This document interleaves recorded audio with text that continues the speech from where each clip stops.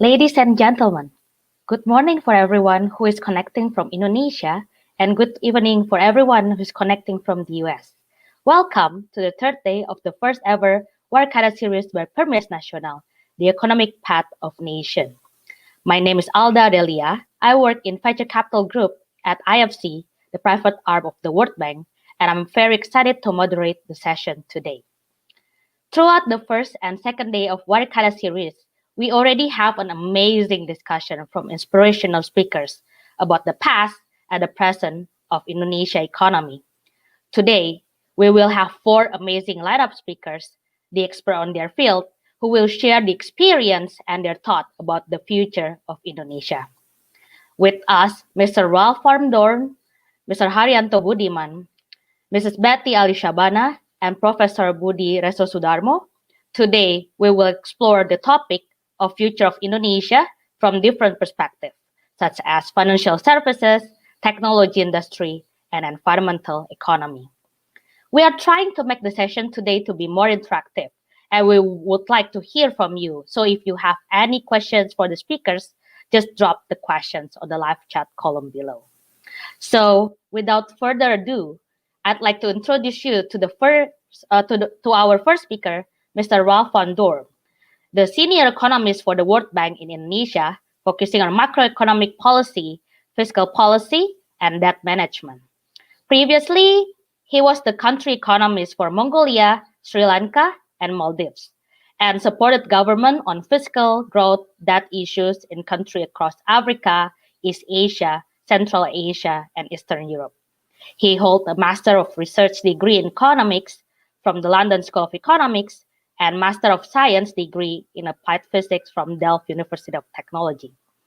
With us, he will be exploring the topic of Indonesia's economic outlook. So, Mr. Ralph, how are you today?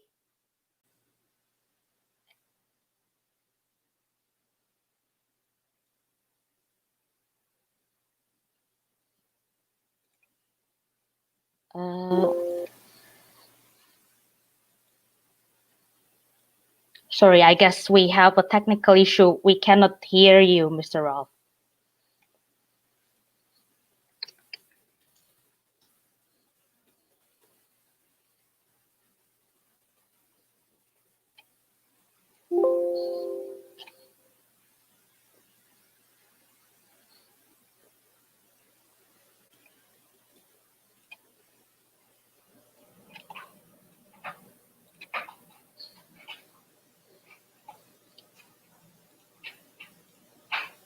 So, can you unmute?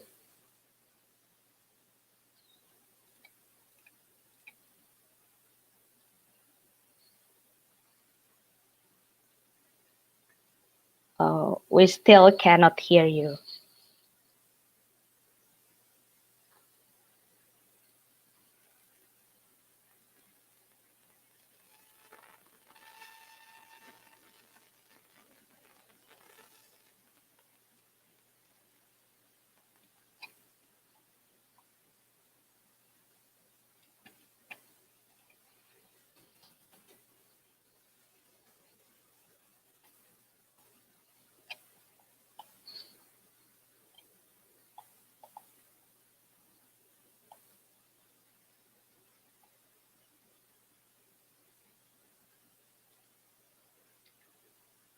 So, Indonesia diaspora, please wait. Mr. Ralph van Doorn will join with us soon.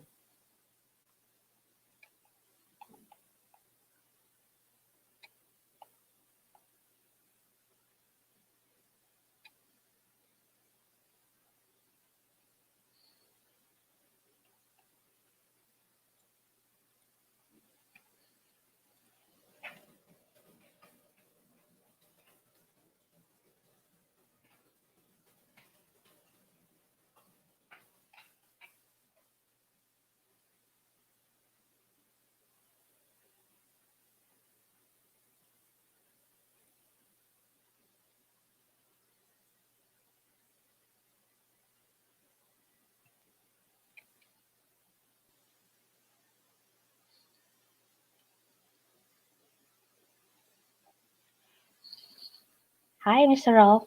Hello, can you hear me? Yes, now we can hear you Okay. perfectly. Okay, So, how are apologies. you today? Hi, very good, and apologies for the IT problems. Yes, No problem. yeah, so thank you very much for inviting me. So, Thank you so much for being with us today on your weekend. We're really excited to hear your thought and your, projection about our country. So, welcome. The stage is yours. okay, thank you very much. So, thank you very much for inviting me to the PERMIAS Nasional organization. I hope the last 2 days have already been very exciting for you. The lineup of speakers seemed very impressive. So today we will discuss um, our views on the mega trends facing Indonesia. The presentation is called Managing the Mega Trends, Indonesia's Economic Outlook. The presentation, for those who are interested in kind of studying it further, is based on a publication from a few months ago called the World Bank Systematic Country Diagnostic. And the link is below, bit.ly/IDSCD update. And the Indonesia Economic Prospects, which we launched in July 2020. And again, the link is here. And a few more documents which I'll leave on the screen at the end of this presentation. I hope that you will be, if you're interested in Indonesia's challenges, both in the medium and long term, and the role of the government and the private sector, if that interests you, then I have, at the end of this presentation, 4 publications, which I will leave on the screen for a while. And you can just note the links, and you can read it at your leisure. So in this presentation, we're going to look at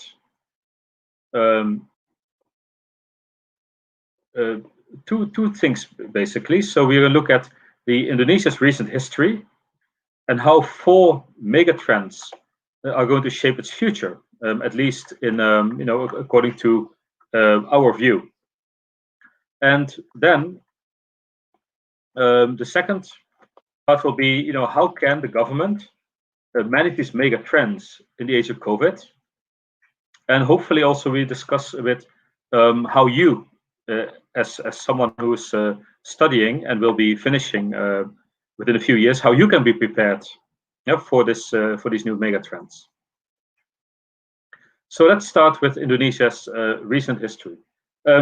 Many of you probably were not born in the 1980s or even the 1990s if you're studying now. So let's look a bit at the kind of brief history. And the brief history of Indonesia is a bit like waves. In the 1980s and 1990s, Indonesia was actually a very open economy with an increase in investments, the rapid developments of private companies, and a less of a dominance of state-owned enterprises. And manufacturing became a big part of the economy. But then in the 2000s, probably around the time most of you were born, the Asian financial crisis happened in 1997. There was a commodity price boom that started in the 2000s, where the prices of many commodities went up. China entered the World Trade Organization in 2001. And all of this together, and we cannot really pinpoint the exact causality, led to what we call a premature deindustrialization of Indonesia in the next 10 years or so. Premature meaning many countries that are currently developed, they started to deindustrialize, meaning the share of manufacturing as a share of GDP shrank and the share of services increased. But that happened at a much higher GDP per capita, or much further stage in development. So Indonesia was still a fairly poor country when it started to become deindustrialized. And that's what we call premature deindustrialization. Then the remaining part of the 2010s, the commodity price boom ended in 2014, which has a pretty big impact on Indonesia's fiscal accounts and the balance of payments, so the balance of trade and the balance of payments, with declining commodity prices since 2015. And Indonesia has seen a broader adoption of the digital economy and automation, and we'll get back to that later. So that's a bit of the broad sweep of history, where you have a very open Indonesia in the 1980s and 1990s, a kind of closed Indonesia in the 2000s. And the question is, what can Indonesia do over the next 25 years? So before we continue, I would like to ask you, which long-lasting mega trends do you think will impact Indonesia's future the most? And by mega trend, I mean what is shown on the screen. A mega trend is a trend that is between now and say 2045. The red one, not the blue lines, not the business cycle, or also high frequency indicator. Just simply, what do you think are the long-lasting mega trends over the next 25 years that will impact Indonesia the most? So what I'd like to invite you is go to slido.com/megatrends and enter your suggestions, as many as you want, and we will look at the results. So let me go over to Slido now.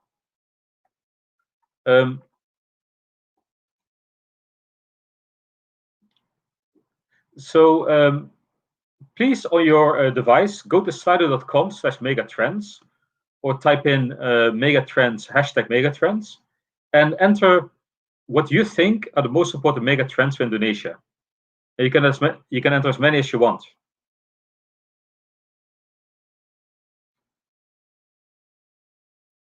And we'll open it for maybe a minute or so.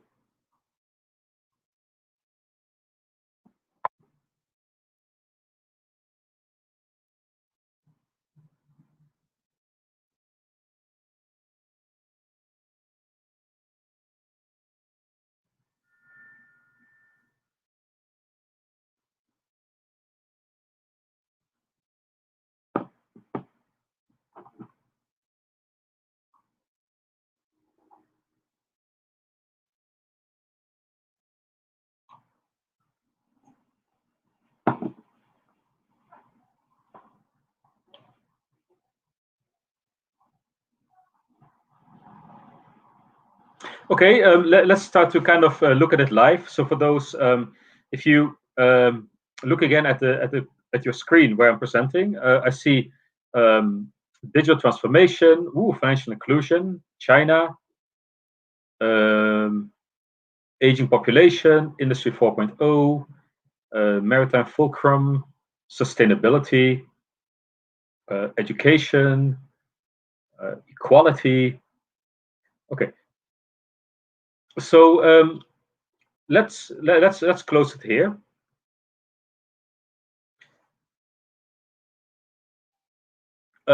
So what looks like it is that these mega trends indeed seem to be quite important. Digitalization is something which that may be accelerated by COVID. Indonesian population or aging population will be important. Climate change, definitely. The shift perhaps in economic power towards China is something that could be important. So let's close it here. So thank you very much. So yeah, I mean, I think those mega trends are a lot of them we also see. Especially when I look at climate change, digitalization, population, China. I didn't see anything about the commodity cycle, but you talk about renewable energy, important. Yes, demographic dividend, again, related to population. So I think Industry 4.0, digitalization, financial inclusion, startups, I think artificial intelligence are all kind of similar topics, I guess. So I think by and large, we agree, actually. So let's go to what we have. So we, at the World Bank, we identified these four mega trends: domestic demographic trends, commodity prices in China, climate change, and digital economy and automation. You can see that's pretty much what you entered in the word cloud. So I guess we are on the same page here, largely. So let's then ask, yes, but how will COVID-19 affect these megatrends? So this will be the first part of the presentation. So first of all, if you look at domestic demographic trends, if you look at the chart on the left, you can see that Indonesia is a young country compared to the world and compared to, say, regional competitors like or peer groups like Vietnam and Thailand. You can see the share of a young age population is higher than in those countries. The share of 65 plus is lower in those countries. So Indonesia is younger than Vietnam and Thailand. It's important to realize because Indonesia always looks at Vietnam and Thailand when they think about successful countries that are open and attract a lot of investment, high-tech investment. But these countries are aging, and Indonesia not yet. But Indonesians are getting older as a society. The growth of the labor force is declining, but will only turn negative in 20 years, whereas for these countries, it's already turning negative. So that's the good news. Now, the other mega trend related to this is Indonesia's urbanization.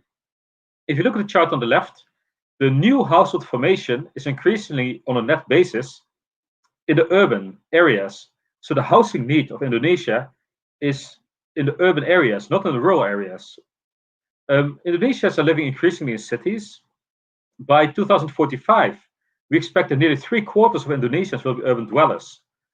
And cities can be catalysts for knowledge sharing and productivity, where you put many people together, right? You share knowledge and you get agglomeration effects.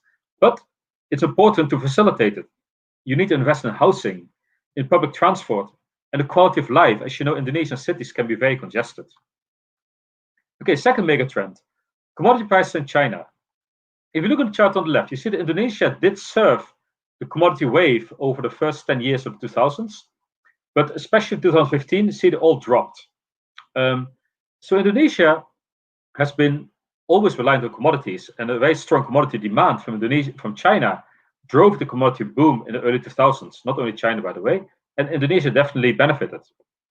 But the Chinese economy has been slowing, as you know. It's shifting its structure from an investment export-led economy to a more services and consumption-led economy. China faces an aging population, increasing wages, and has been moving up the value chain. And these actually are opportunities for Indonesia. China will increasingly become a consumer society. It will be a source of final demand. And it will also be a source of investment to its growing middle class. And Indonesia can benefit from that. Third mega trend. Indonesia is a very big emitter of greenhouse gases. If you look at the tons of CO2 emitted relative to its GDP, Indonesia is one of the most emissions-intensive countries in the world. Look at here, the blue line compared to many more developed countries. And this leads to not only does it contribute to climate change, but also climate change hits the poor the most. The total cost of air pollution is about 1.6% GDP, estimations, but Indonesia is also uniquely exposed to climate change-related disasters, like floods, and, for example, which cost an average of 0.3% of GDP annually. And also, concern about climate change may lead to the natural resource sector of Indonesia to become a stranded asset. There will be less investment. At some point, the economy makes a transition to renewable energy, and this sector will be left behind. Digital economy. Indonesia is very well connected. Look at this compared to all the other countries. Only Thailand and the Philippines spend less time on the mobile internet. But it has also been attracting global and domestic investments. You have very successful domestic Indonesian internet-based companies. And the broad adoption of technology and automation will likely change the nature of jobs and how services are delivered. But importantly, Indonesia is not there yet. Currently, most of this internet usage is for business-to-consumer trade, meaning retail, like a Bukalapak or a Tokopedia. It's not business-to-business, meaning, and that's where you can get these, the change the nature of jobs and adoption of digital technology and higher productivity. So those gains are currently untapped. So those are the 4 mega trends. Now, going into 2000, we thought, okay, that's it. Indonesia can manage its mega trends and stay on the road to become a high-income country by 2045, after becoming an upper middle income class country in 2019. So a long road, but a clear road. But then, COVID happened, and we see suddenly that instead of the straight road, we have 3 sharp curves in the road. And Indonesia is still in the middle of it. Indonesia's pandemic curve, because of COVID, is still not bending downward. Infections are growing. So Indonesia has to manage a pandemic curve. And that means, for example, monitoring, tracing, isolating suspected patients, and expanding capacity of both testing and hospitals. Indonesia has to deal with a recession curve. In immediate term, protect families, firms, and banks. They need cash to slow the descent. and restart their business. But you also think about the recovery. Think about how can you make Indonesian economy more suited for the recovery, increase skills, and increase infrastructure. And the third one, the debt curve. Indonesia has been running a very large fiscal deficit, as you probably know, 6.3% GDP for this year, and to only gradually close again, and it means the debt will increase, public debt. So how can you also make sure that in the future you'll continue to have the fiscal space for more investments in human capital and fiscal capital? It means for Indonesia reducing wasteful subsidies and collecting more tax. So the road to a high-income country is now a bit curvier, and Indonesia has to manage all these three curves. So now,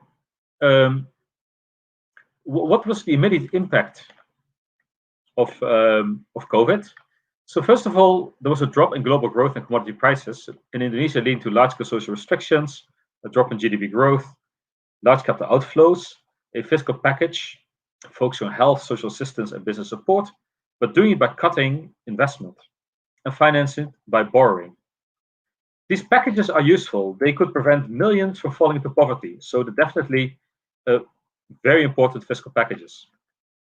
At the same time, we're still in the middle of it. We see that many businesses have closed and breadwinners have stopped working or have reduced income. Household food security, we thought is still a problem for especially for poor households, but there seems to be some recovery starting in food security. In terms of learning, most students that we looked at the surveys have continued learning, although less than half are learning using mobile technology. So it means the quality of learning will go down. And has been a slow adoption so far of the digital economy by house and business in response to COVID. So there's still a lot of scope to adapt and cope with the crisis. So how can you work on the recovery? So here are just a couple of ideas. We still see the risk of dropout, especially for low-income students. So how can you work with schools to lower this risk, to limit the erosion of the Indonesia skills base? Programs like Kartu Prakerja can incentivize skills acquisition through social training in technical or vocational training to help get the skills needed to adjust to work post-COVID. And it's important to improve the quality of labor market information and use it to inform education, training, and support efforts to match workers with jobs. So you have to step up to make sure people get back to work. Revising the investment law and eliminating discrimination against foreign direct investments so Indonesia can get more investment, create more jobs, and boost the post-COVID recovery. Indonesia can plug itself into global value chains by making importing to export easier. There's a lot of rethinking about global value chains at the moment, both because of COVID, the US-China trade war, and Indonesia could be a beneficiary if companies want to move to other countries within East Asia with this young population, and it could be open for business if it revises its investment law and stops discrimination against foreign direct investment. So that goes then to the second point. How can we manage these mega trends in the age of COVID? So the World Bank sees 4 pathways for Indonesia to eliminate poverty and boost economic security through higher productivity and more and better jobs, greater connectivity, resilience to economic disaster and climate-related shocks. And these are 4 pathways. First, we recommend strengthening competitiveness and resilience of the economy. Second, building more infrastructure better and faster. Nurturing 3, a world-class human capital. And 4, managing natural assets for enduring prosperity. And all this is underpinned by strengthening the fiscal position of the government, collecting more in taxes, and spend and govern better. So we would like to ask from you, which of these pathways to development do you think are the most important for Indonesia? So once again, we invite you, please go to slido.com/megatrends and make your choice. And we will then quickly look at the results. So you can choose up to 2 out of this list, what you think are the most important pathways for Indonesia to manage these mega trends.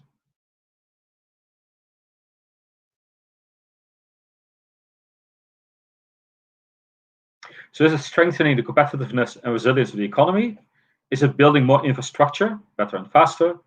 Is it nurturing world-class human capital? Or is it managing assets for enduring prosperity? Or is it about managing natural assets for, so collecting more and spending better? Okay, so we see already a couple of answers coming in. Nurturing world-class human capital gets a lot of votes. Strengthening competitiveness is getting votes. Infrastructure, collecting more, spending better. Managing natural assets, meaning, basically Indonesia's vulnerability to climate change, disaster resilience was quite important. So let's close it in a few seconds, in 10 seconds.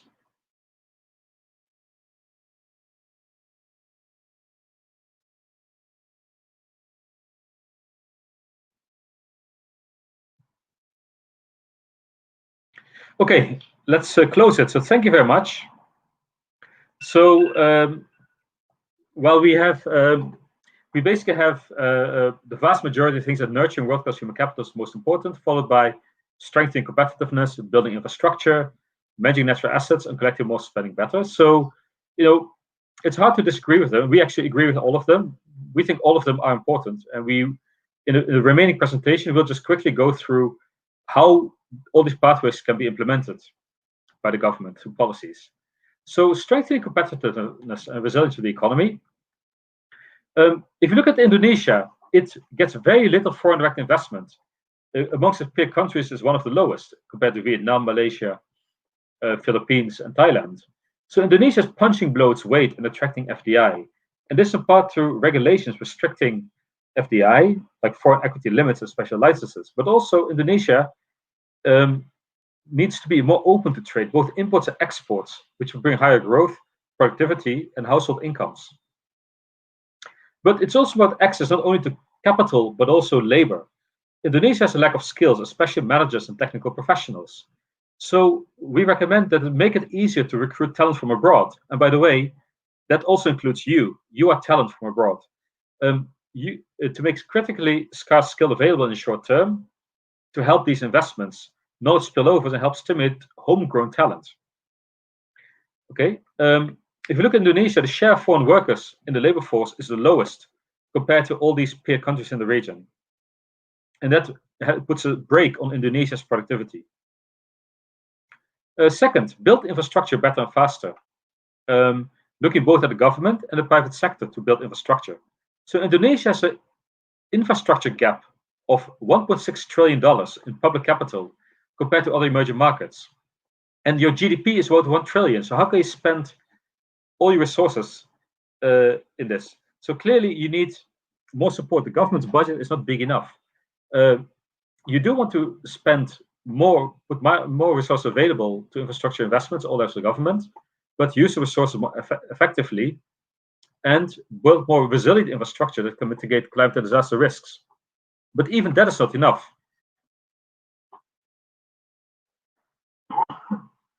If you look at the EPRGMN, Indonesia targets a large part of infrastructure investment in the private sector compared to the past. But to make the private sector willing to invest in infrastructure, you need to improve the environment for public-private partnerships and remove non-renewable energy subsidies and provide renewable energy pricing structures that encourage more investment by the private sector in, for example, renewable energy, which at the moment is dominated by state-owned enterprises.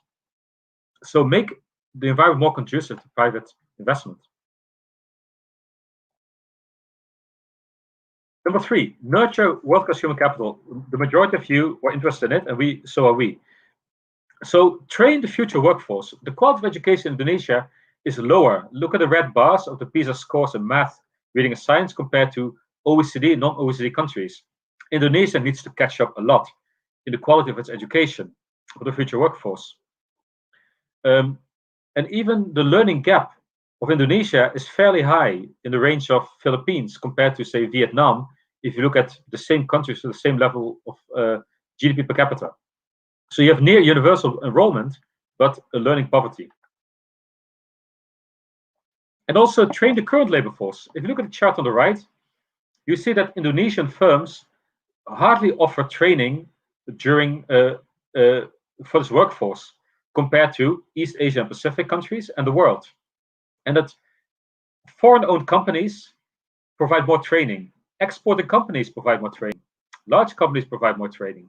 So it's clear that Indonesia has to create an environment where domestic companies also provide better training, non-exporters, small companies, but also you can see that attracting more foreign companies and exporting companies will lead to a higher skill of the workforce. So also strengthen the incentives for on-the-job training and make vocational and tertiary education more responsive to employer needs. If you look at female labor force participation in Indonesia, it's well below Cambodia, East Asia Pacific, China, etc.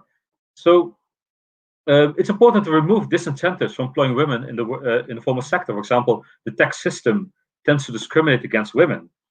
So it's also important in the education sector and focus on improving girls' participation in science, technology, engineering, and math.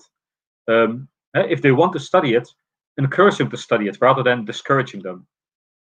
And broaden their access to higher education.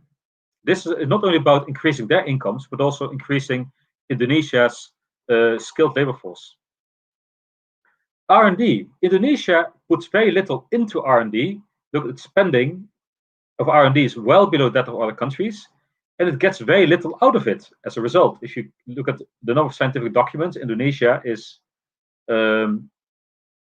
here, right? So that means Indonesia is not putting much money into R&D, as not getting much out of R&D. And partially was because of weak intellectual property rights protection, low PISA scores for education. So to create a more better thriving R&D sector, it's important to create a better enabling environment for R&D innovation by strengthening the ecosystem of business and research institutes.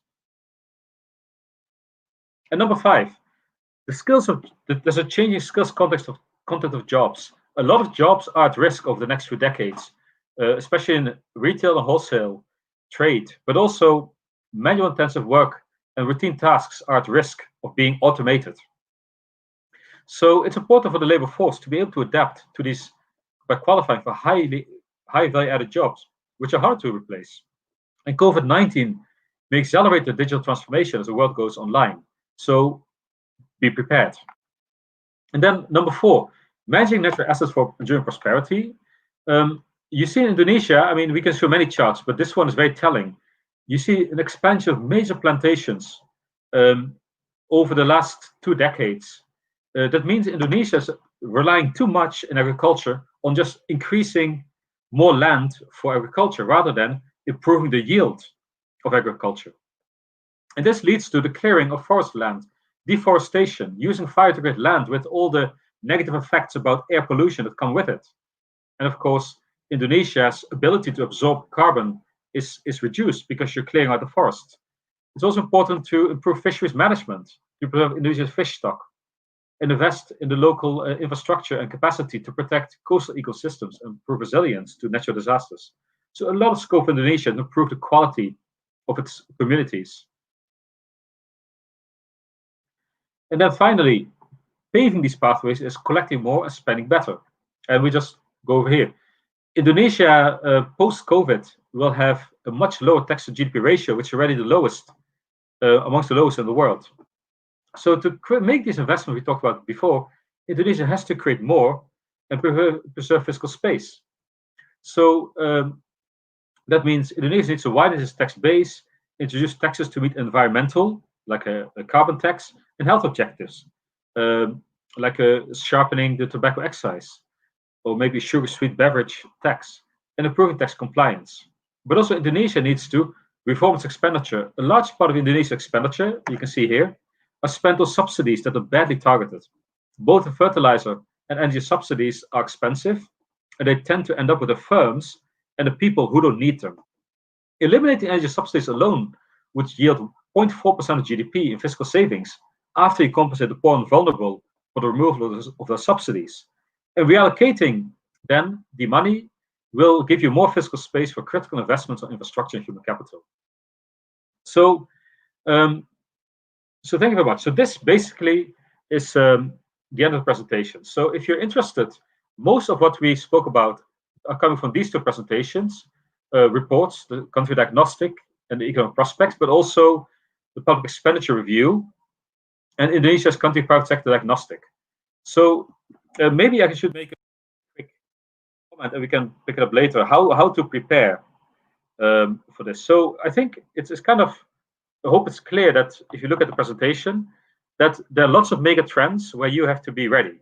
Indonesia has a skills shortage. You have those skills. You have a very good education in the US.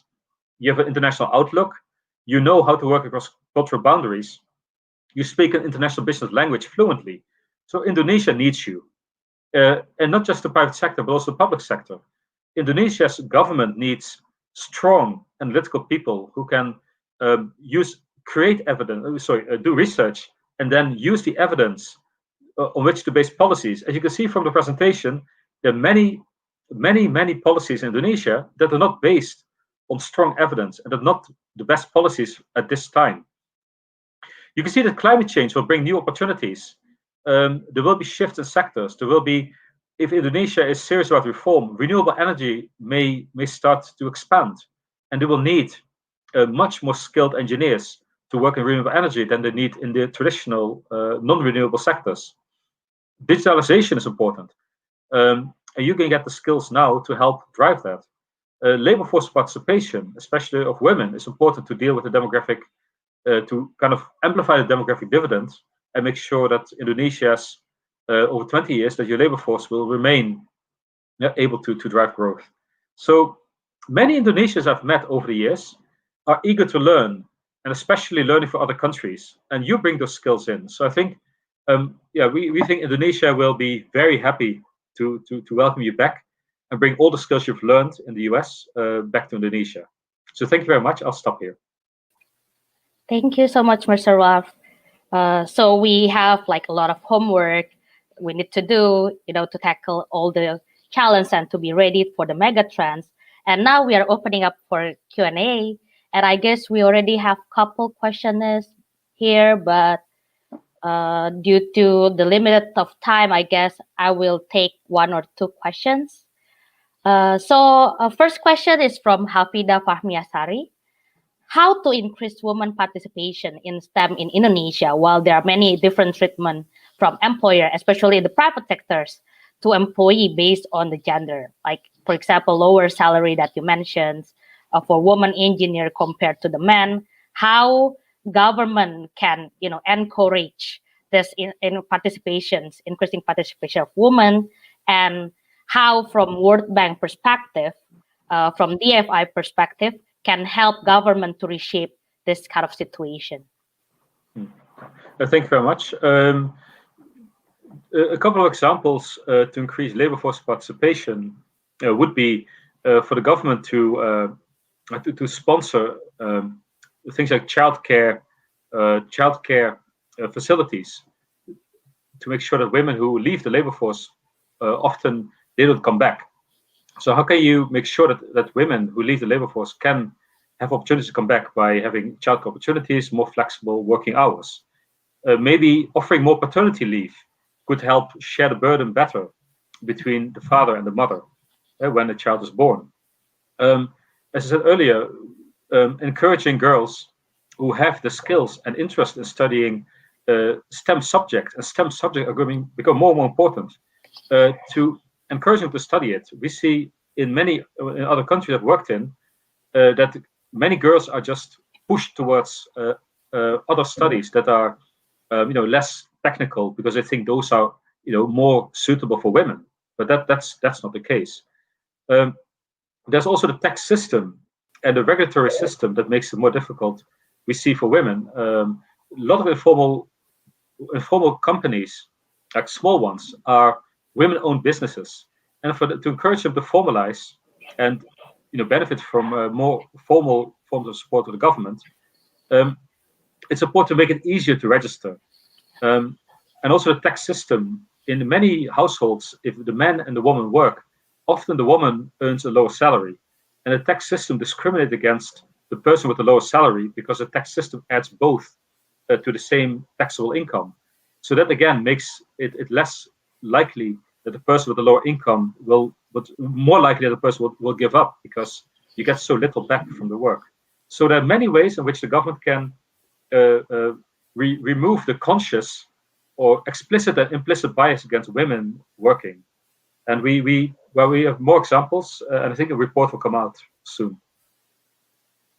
Okay, thank you so much. And how about the questions of how World Bank and DFI work together with the government to increase this participations in women in STEM, or just like quality of labor force in general?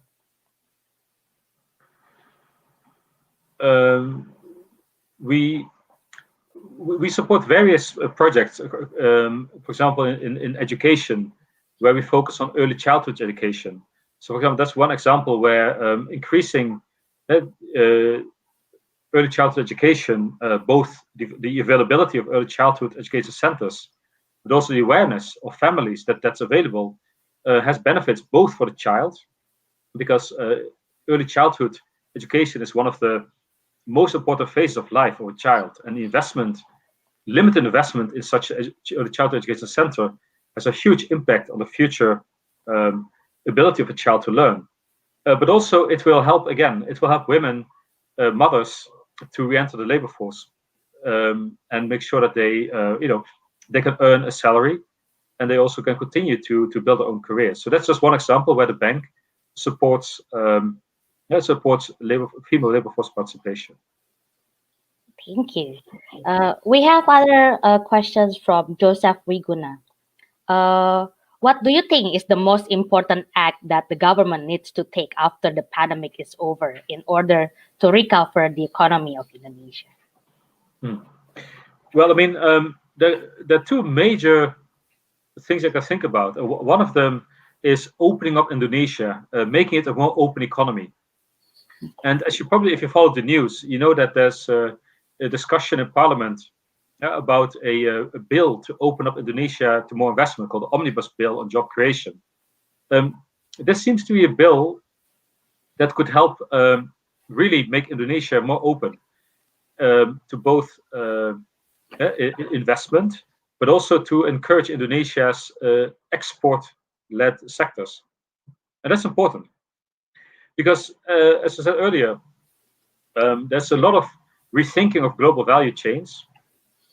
And so far, Indonesia has not been the beneficiary of that rethinking. When companies left China, they went to Vietnam, Malaysia, and Thailand. Only a few went to Indonesia. So if Indonesia can announce itself open for business, and it can show that it has a young population, it has a great opportunity for investment, it has a strategic location, Indonesia stands a very good chance of attracting more of that investment and create much better jobs for its population. Thank you. And I guess we can answer the last question from Enaja Wijaya. Mr. Van Doorn, usually foreign dates are not seen positively by the general awam public. Could you explain in what situation foreign debt would be necessary and beneficial for the country? Okay.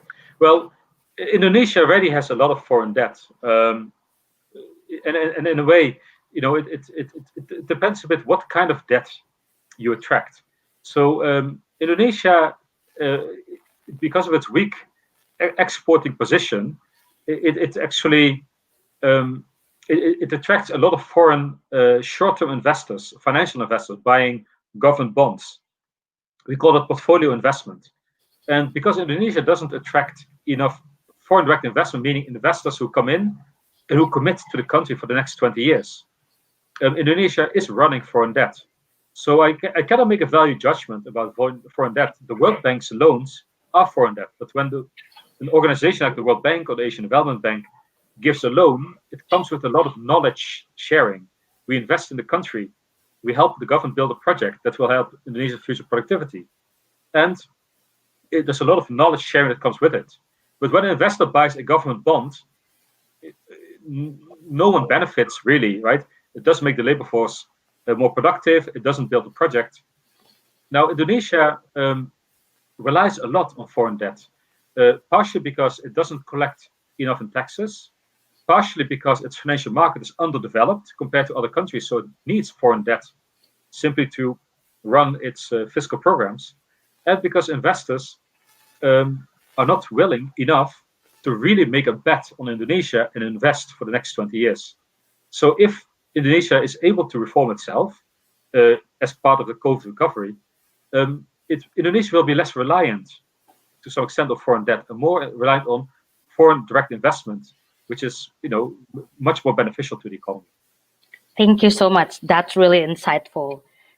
We are so pleased to have you with us, and we wish you a really restful and wonderful weekend.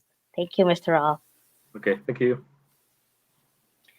And now we are heading to the next sessions by Mr. Haryato Budiman. So please welcome Mr. Haryato. Good morning. Hi, Aida. Hi, how are you? I'm good. Can you can hear me well? Yes. Okay, excellent. So let me introduce Mr. Budiman to the audience. Mr. Budiman is the Managing Director of Compliance and Risk Management, Managing Director of Bank BCA. Mr. Budiman, Managing Director of Compliance and Risk Management for BCA.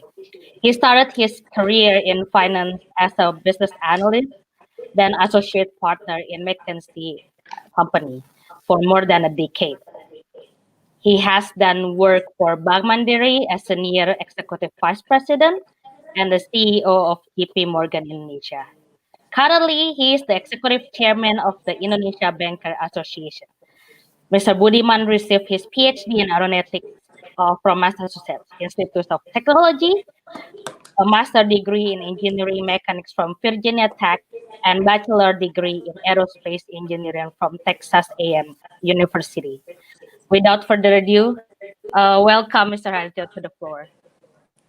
Okay, thank you again, Aida, and thank you to PERMIAS Nasional for inviting me.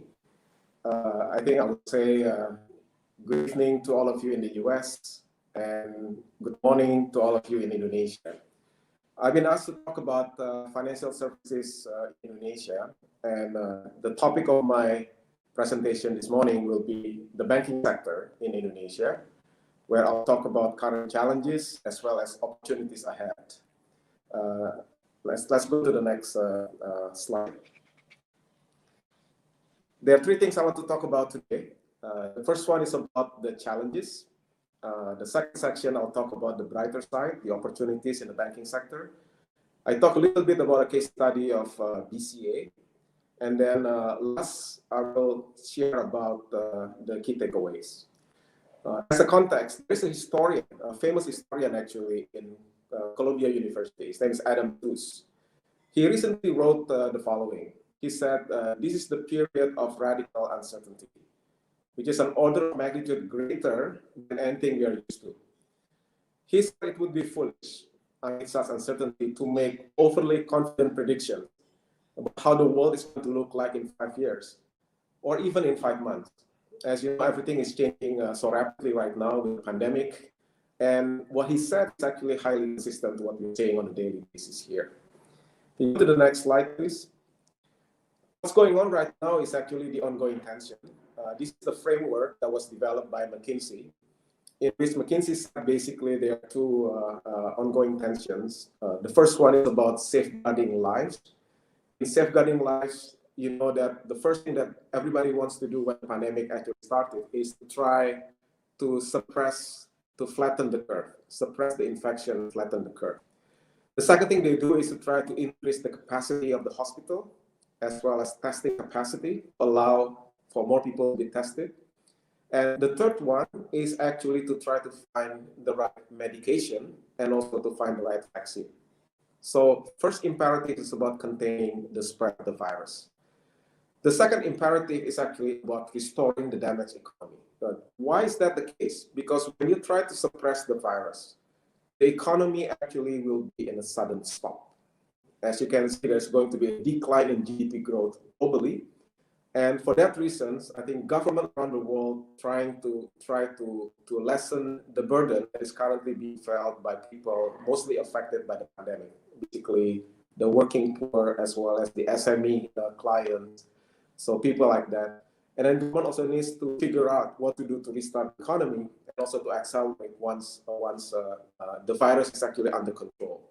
Under control does not mean that the virus will be completely eliminated, but what I mean is basically the spread is actually under control and can be managed by the respective jurisdiction.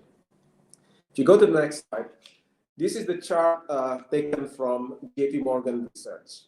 And in here you can see that the current pandemic, the 2020 pandemic caused by COVID-19, the drop in global GDP is actually a lot worse than what we were experiencing in 2008 and 2009 financial crisis.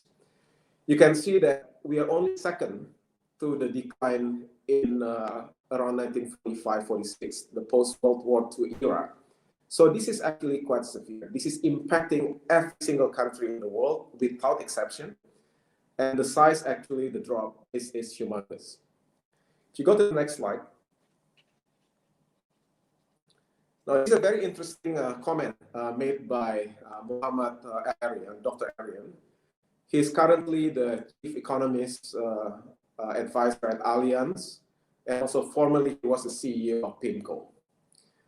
He said something really interesting. He said that this crisis is actually very, very different than the one that we are seeing, that we saw in the past.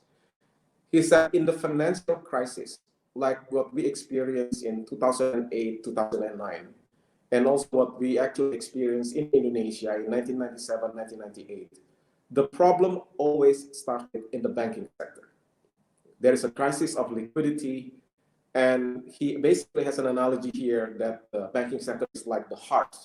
Okay? When the heart is damaged, the first thing that needs to be done is to pump liquidity into the system.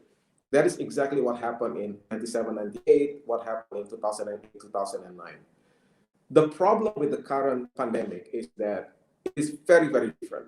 It doesn't start at the banking system, because the whole thing started because of the sudden stop in the economic activity. So the analogy he was saying is, imagine that somebody actually is injured on the leg, or there is an infection on one of the foot, and then also the infection actually spread all over the body. And at some point, if left uncontrolled, this could also impact the banking sector. So he's saying that this is actually very, very different than what we have seen in the past, particularly when it relates to the two crises I mentioned earlier. If you go to the next slide, please.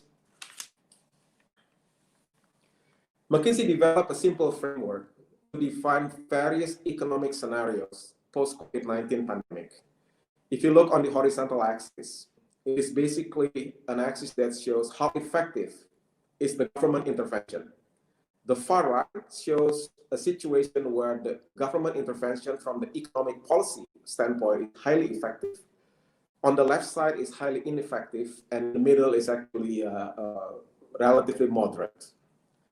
The y-axis actually shows how effective the government managed to control the pandemic.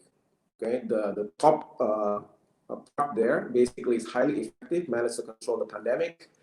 The bottom actually is highly ineffective. The pandemic cannot be controlled. And the one in the middle is the pandemic was able to be controlled, but then there's actually a second wave or resurgence of the infection. Now in here, as you can see, nobody is not talking about V-shaped recovery anymore. Nobody is talking about V-shaped recovery. If you recall, at the beginning of the pandemic, everybody was still very confident that the recovery will be very, very fast and quick.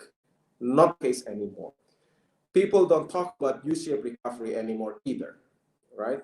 What people are saying now is even something a bit scarier, because they talk about A-shaped recovery. Clearly, it's stock market in the US, S&P 500, Nasdaq, Dow Jones, they have actually already recovered. So pretty, pretty well on recovery path. But then the real economy is still struggling. That's why I talk about the K-shaped recovery. The question for us, which path will Indonesia follow? Right? It all depends on the two parameters that I mentioned earlier. If you go to the next slide. Now, the GDP of Indonesia has contracted in Q2 2020, and the contraction is actually across the board contractions in all components. Right here, as you can see, typically our consumption in Indonesia grows at least 5%. But then in Q2, it is actually also 5%, but it's negative 5%, right? It's sluggish domestic consumption, slow government spending, weaker investment, as well as external trade. So a lot of people are asking what's going to happen in Q3, I'm sorry, Q3. Are we going to have another negative growth? Very likely. I think the Minister of Finance has already announced that very likely we will actually have another negative growth, but hopefully it's not as severe as what we've seen in Q2. And the projection is the best scenario for us is to have zero growth in 2020, which is still much better than many other countries. Next slide, please. Now, furthermore, the low interest rate environment is actually putting a lot of pressure on the margin. I think you can see on the chart, left chart there, Bank Indonesia has lowered the benchmark rate by about 200 basis points. On the right-hand side, you can see that the sector net interest margin actually is declining. Now, before we move on to the next slide, let me say a few words here. Government has done a lot of preemptive measures when the pandemic actually started. I think we are actually very pleased to see the actions taken by Bank Indonesia and OJK. Bank Indonesia immediately decided to lower the benchmark rate and does a lot of this relaxation on the macroprudential measures. On OJK, they actually try to have a lot of relaxation on classification of loans to actually help in the restructuring of loans across all segments. In the next slide, if you see there, the restructured loans actually jumped quite a bit, almost 4 times since April 2020. Now it has reached about 15% of the total sector loan. It could even be a lot more than that, right? Because if you look at the data before, if you look at the chart in the bottom, there is an example of what happened in the top 12 banks. And clearly, there's a massive increase of the restructured portfolio. And we need to do this restructuring in order to help the clients and also in order to prevent the facilities to go sour and finally downgraded to non-performing. Next slide, please. Now, what's interesting for this pandemic is in the past, any analyst, any good bank analyst, when they try to analyze the performance of any banks in the world, always look at the so-called non-performing asset or non-performing loan. Unfortunately, with all this, what's going on right now is actually not that relevant anymore to simply just look at non-performing loan. We need to look at the so-called loan at risk. Loan at risk is nothing but a combination of non-performing loan plus special mention loan or category 2 loan plus the restructured loan. Restructured loan that is categorized as collectibility 1. So as you can see in the chart here, there is a significant increase on the loan at risk from 2019 to the level right now. In the past, it was hovering around 9%. Now it is already around 22+%. And if you look on the right-hand side, this is actually a loan at risk for various Buku 4 banks. Buku 4 banks are the biggest banks in the country, and they're all hovering above 23%, and industry is around 22%. So clearly, this has an impact on the loan at risk. The NPL can still look benign, but the loan at risk is significant. And I think, hopefully this loan at risk will not be downgraded further to become NPL. We only know once the relaxation measures have been removed. Next slide, please. Now, those are basically the challenges, right? Now I want to talk about the brighter side, about what's really going on. What is encouraging is the great activities, the great policies introduced by the government, whether it is Ministry of Finance, whether it is actually the central bank or OJK. And they're trying to address both the supply side as well as the demand side. If you look at the demand side, you know what's going on right now, right? Government provide a lot of stimulus, as well as trying to actually introduce the so-called cash transfer to the people that actually need it. And then on the supply side, there's a lot of things about, for example, if I can see here, is SOE support, various tax incentives, loan restructuring that is currently being done. And then on the banking sector, we are all doing restructuring, trying to help our clients across all segments in order to allow them to survive in this environment. And then, so this is basically all the players in the industry actually come together, trying to actually help the whole economy, right? Whether it is the government, the regulator, the central bank, as well as the private sector, including the banking system. Because this is something that needs to be done. Government has allocated 695 trillion of stimulus, including their interest subsidy to the MSME segment, micro, small, medium enterprise segment, guarantee scheme that will be provided to the MSME segment, as well as to the commercial segment, and to some extent also to the large corporates. So everything is done to actually help the economy. If you go to the next slide. And another thing that is promising is because a lot of people have to stay home, e-commerce is growing very rapidly. And you can see here from this chart, the growth is phenomenal compared to years before. And simply because people have to get accustomed to using mobile channels to interact with the banks, to do transfer, to do payment, and banks will be the enabler in this particular activities. Next slide, please. Now, many banks have improved their digitalization initiative, right? And if you look at it there, I show 3 examples. First one is BCA. We actually allow remote account opening, and every single day, 5,000 to 6,000 new accounts is being opened remotely. And then we actually improve our internet banking as well as mobile banking capability, and also connecting with all the relevant fintech for payment.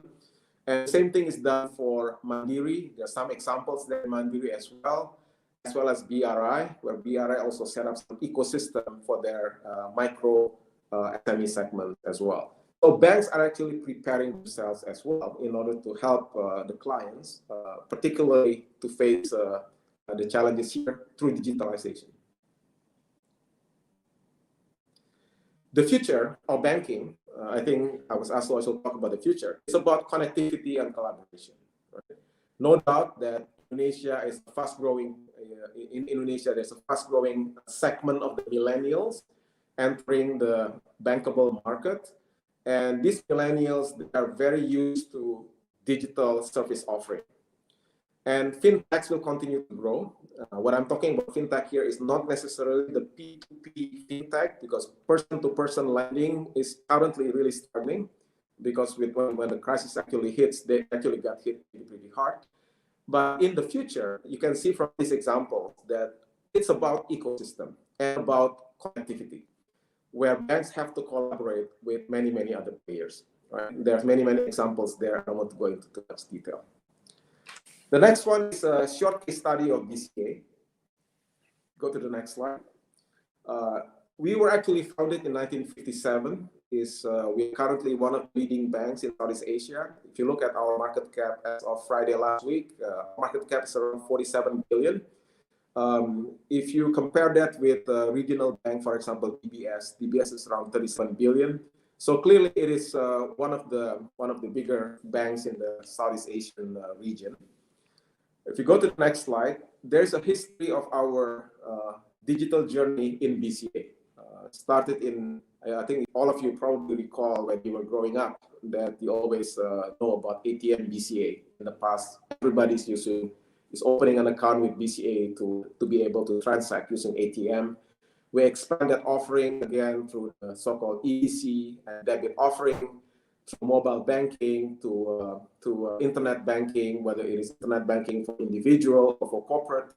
And nowadays we are talking about payment link with all fintechs and also APIs and things like that. So clearly this is an endless journey that we are actually embarking right now from the very beginning.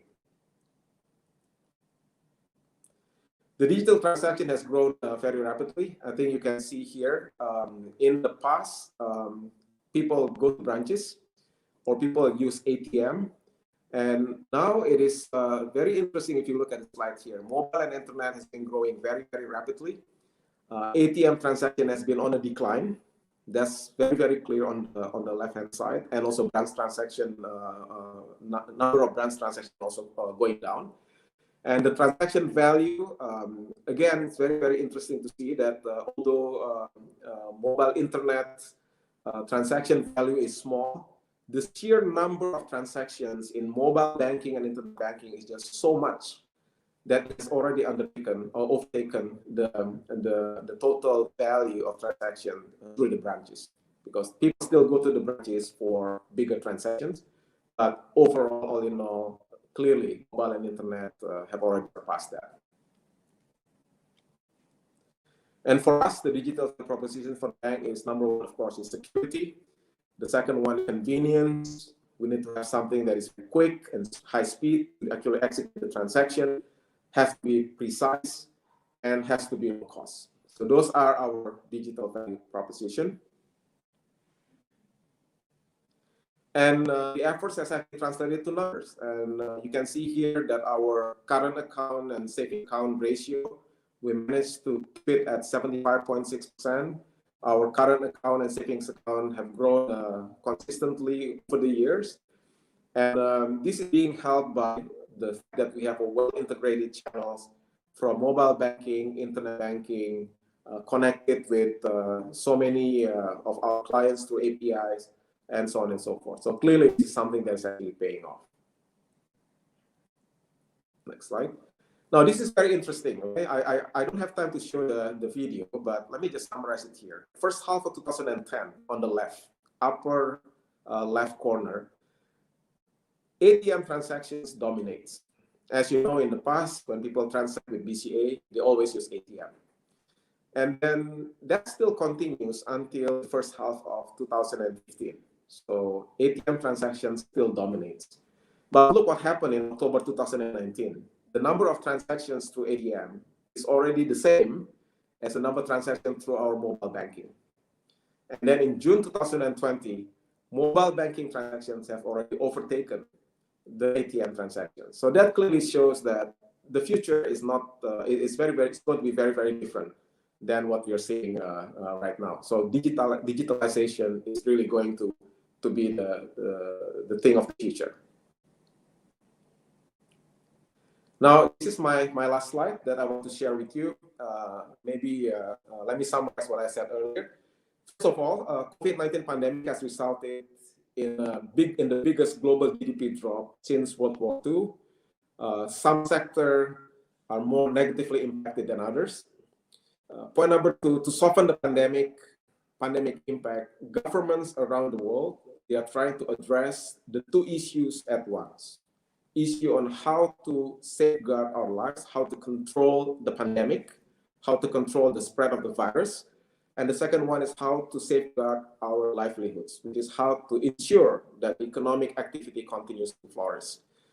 The third point is fiscal stimulus that have been introduced by the government, including cash transfer, credit guarantee scheme, interest subsidy, tax breaks, as well as monetary stimulus by the central bank, including liquidity injection, interest rate reduction, reserve requirement, etc., as well as from our regulator, OJK, which is relaxation, actually introduced by almost all countries, right? Not just in Indonesia, but also in many other countries.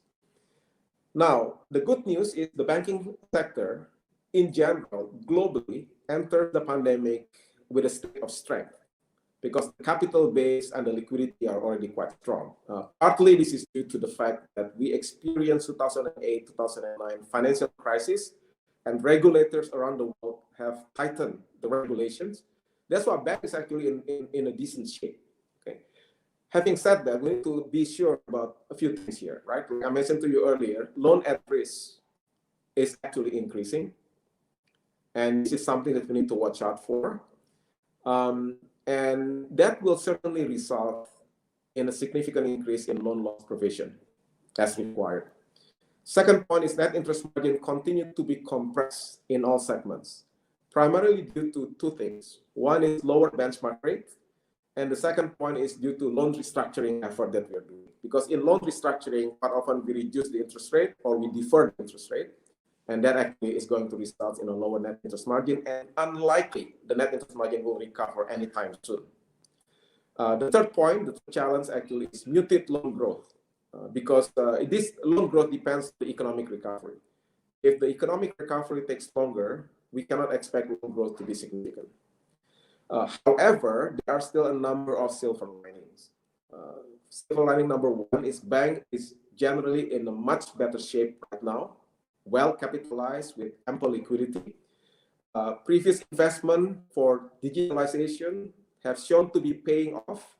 You saw from the charts I showed earlier, more customers switching to mobile channels rather than using traditional channels. New competitors are emerging. This is not the traditional person-to-person lending players, okay? Not the P2P players, but this is more like tech companies. They are getting more and more aggressive, getting into financial services. That's why the use of AI, machine learning, big data analytics, blockchain by banks will just continue to accelerate going forward. In the future, winning banks are those that are actually part of a larger ecosystem. That's why banks must prepare both the hardware, the technology aspects, as well as the software, the human capital, the capability, the know-how of its employees. That summarizes my presentation. Thank you. Thank you so much, Mr. Haryanto. Now we are going to kick off the Q&A for today's session about the financial services. That's super insightful. Probably I will kick off with my own questions regarding the loan at risk that it seems projected to be spiked post-relaxation. What is exactly like a financial services mitigation plan when this happen, like when the post relaxations happen and then it will hit the bottom line of the bank? What is actually, like, let's say we see example towards this kind of situation from the corporation angle and then the consumer facing and relationship management with the consumer? Yeah, it's very good questions.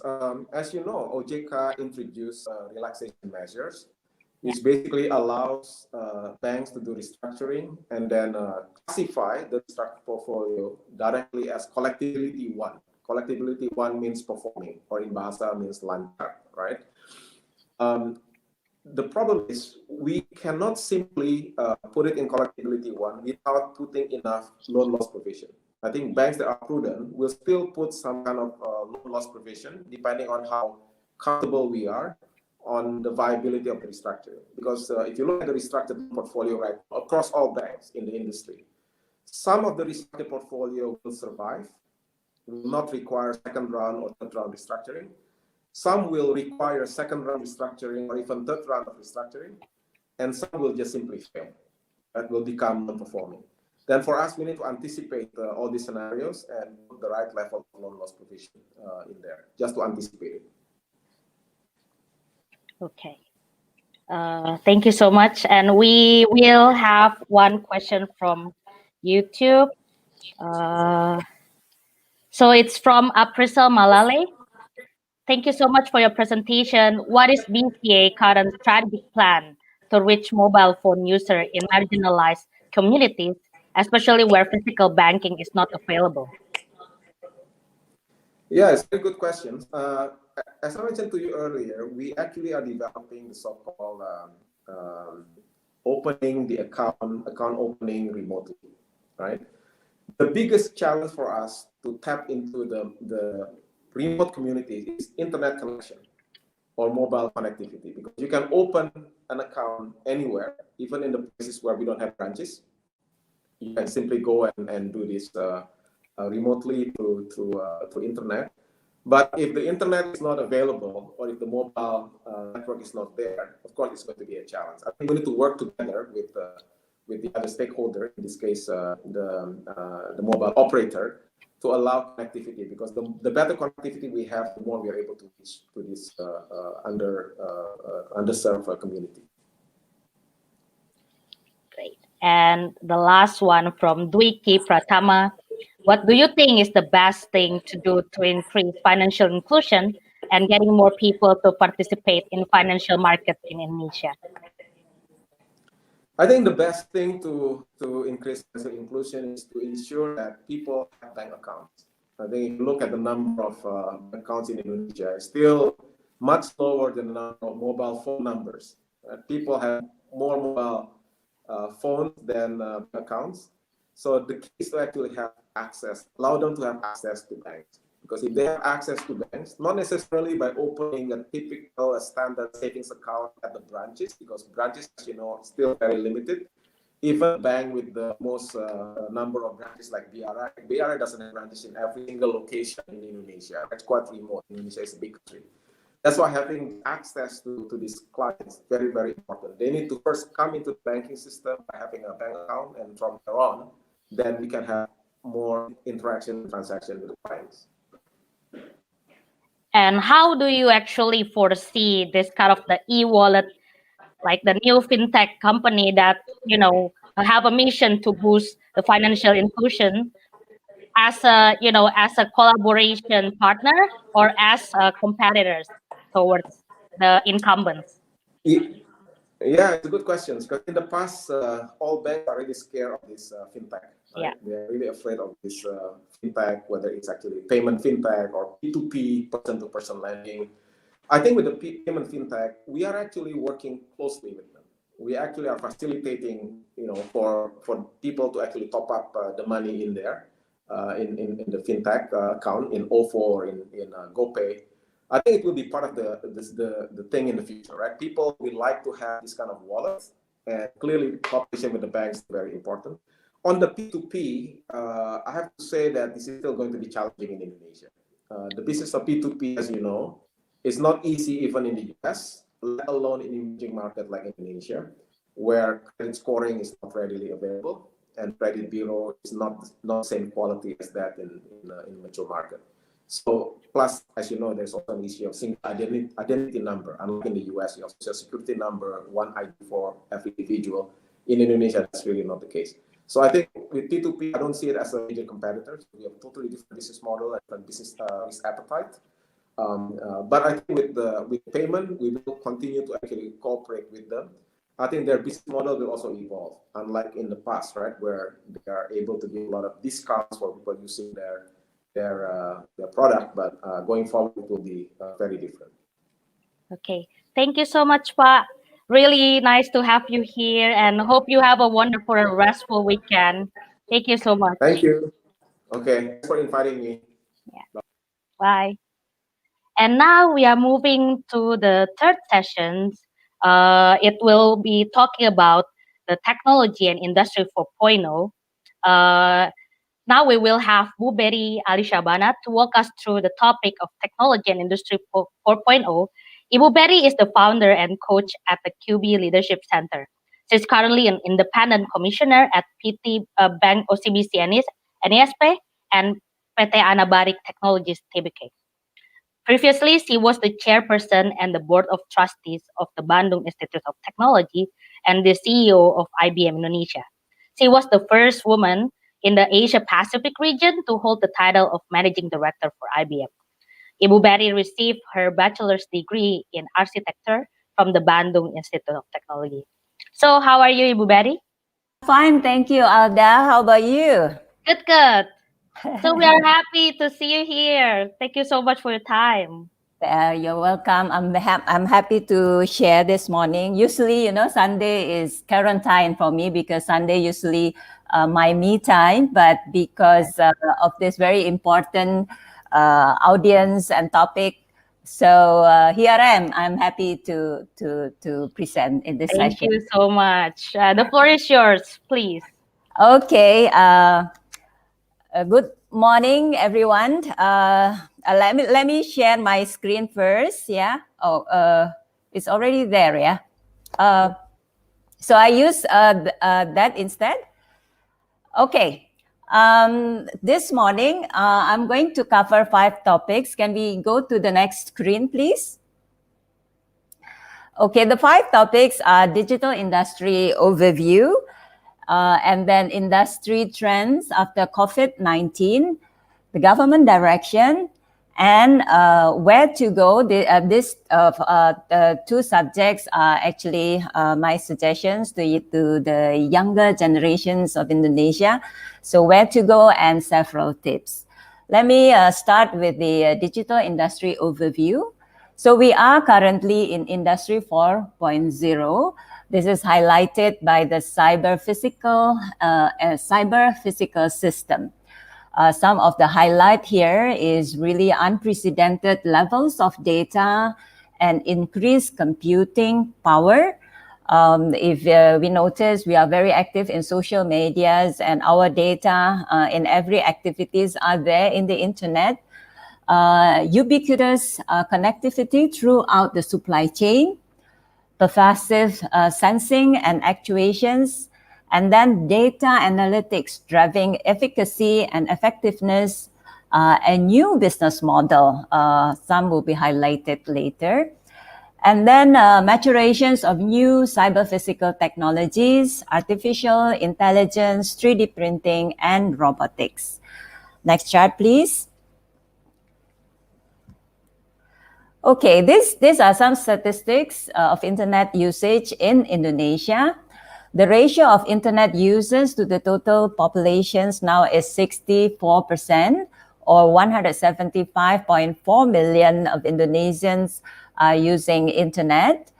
And the ratio of mobile connection users to the total populations is 124%, or 338.2 million, because many of us have more than one mobile devices. And then we are very socially active, 160 million active users. And in average, internet access per day is 8 hours, of which 3.5 hours are in social media. So we are very active. Next. This is a chart I took from Economist Southeast Asia 2019 presentations by Google, Temasek, and Bain & Company. This shows that mobile internet really transforming lives of Southeast Asians. We are seeing unprecedented access to people, informations, and services. And this chart shows a day in the life of Southeast Asian mobile internet users. Like in the morning, at 6 to 8 a.m., a new day begins. We wake up with the help of smart home alarm devices, and then check the calendar for appointment, gets ready to work, and then 8 to 9 a.m. commute to work. We use ride-hailing apps, and then we plugs into music streaming app. 9 to 12 we work, we reply emails, texts, and updates, work on collaborations platforms, etc. So the whole day we are very active in using internet and mobile apps. Next chart, please. Now, among the fast-growing Southeast Asian countries, Indonesia and Vietnam really pull away from the pack. We can see from this chart that the growth, the compound annual growth rate from 2015 to 2019 is 49%. Yeah, this is in terms of GMV. And then the GDP penetration, this is GMV as a percentage of GDP in 2019, close to 5%. Yeah, so the size of this internet business is really growing very fast. Next chart, please. Now, in this chart, we can show Indonesia is the largest and fastest growing internet economy in the region. In 2019 at 40 billion and growing at 49%, as I said earlier. Next. Now, 5 out of 11 startup unicorns in Southeast Asia are from Indonesia. This is Gojek, Tokopedia, Traveloka, Bukalapak, and OVO. And early, I think in 2020, we had one more, which is JDID. Next. And these are 6 most exciting startups in 2019. Exciting because they are in the news. For instance, Nadiem Makarim, the founder of Gojek, was appointed as the Minister of Educations and Culture. And then two other startup founder was appointed as advisor, millennial advisor for the president, even though they decided later to resign due to a potential conflict of interest. Yeah. Next chart, please. Now, those just illustrations of how the industry is very growing very fast. The next topic, I'll cover industry trends after the COVID-19. Next. Now we are seeing COVID-19 is really giving a very big impact. The COVID-19 pandemic has brought in national economic conditions to a crisis zone. We can see this from the trend in the GDP growth, in the consumer and business confidence level, also in the credit. Yeah. So we all have to work together to minimize the impact and get out soonest from the crisis zone. We are seeing consumer working capital and investment credits are slowing down. Next. The predictions is there are 4 mega shifts in consumer behavior in COVID-19. Number 1 is stay-at-home lifestyle. I think we are now experiencing that. We work, we study, we pray, we enjoy entertainment, doing sport at home. Yeah. And then we are going back to the bottom of the pyramid. This is the Maslow hierarchy of needs. Yeah, the consumer are now going back to the basic need like food, health, security, and safety. And then mega shift number 3 is go virtual. Because we are trying to stay at distance, implementing distance distancing. So everything we try to do virtually, including seeing museums, seeing concert, and other entertainment. And mega shift number 4 is empathetic society. We are seeing a lot of collaborations between Indonesians to help those who are in need, which is a very good trend. Next chart, please.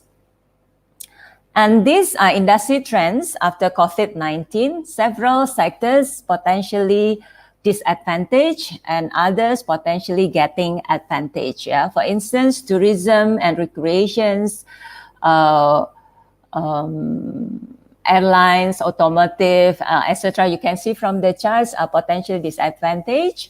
And the rest like medicines, food processing, health services, ICT, trading, and retail. Those are potentially getting advantage. Next, please. These are 10 technology trends during the pandemic. Online shopping, digital payment, teleworking, telemedicine, teleeducation and training, online entertainment, supply chains 4.0, 3D printing, robot and drone, and 5G technology and ICT. Next, please. And then we are seeing some industry are going up. This is actual, yeah. Some industry are going down. Going up, among others, are retail commerce, teleconference, online learning, gaming, streaming, data center, telecommunications, etc. So those are some of the industry trend after COVID-19. Next, please. Now, the next topic I'm going to cover is the government directions. The government really see that we need to accelerate the digital transformations. This is the directions given by President Jokowi on Monday, August 3rd, 2020. 5 steps to accelerate digital transformations. Number 1, immediately accelerate internet access expansion, digital infrastructure, and internet services. Number 2, prepare a digital transformations roadmap in strategic sectors like government, public services, social assistance, education, health, trade, industry, and broadcasting. Number 3, accelerate national data center integration. Number 4, prepare the required digital talent. And number 5, prepare as soon as possible the regulations, funding schemes, and financing. Next step. And this is 2020-2024 Digital Transformations Development Strategy.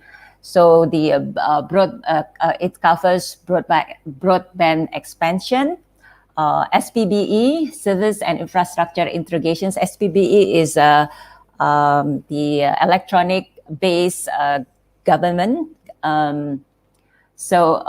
This includes National Data Center, One Data Indonesia, intra-government network, and applications integrations. And then utilizations of ICT infrastructures in education, health, industry platform, and 4.0, and smart city. And then strengthen digital talent. This is through digital literacy in various area and digital talent scholarships.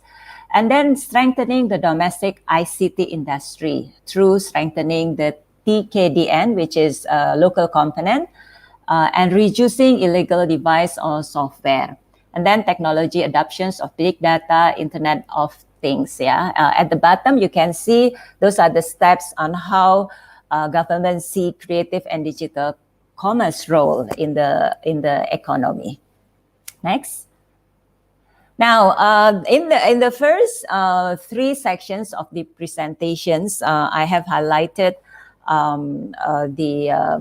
the industry trends as well as the government directions. And I hope by now you can see that we are seeing a lot of opportunity, a lot of challenge, but a lot of opportunity to go through. And especially during this pandemic, this is really a reminder that we need to move and transforming ourselves into digital area quickly so that we can continue to growth and be able to do things in a effective way, in the fast way. Next, please. So if we look into digital transformations, there are 5 domains of digital transformations. I take this from the Digital Transformations Playbook, a book written by David L. Rogers. There are 5 domains. One is customers. We can see that each of us spending so much time on the internet.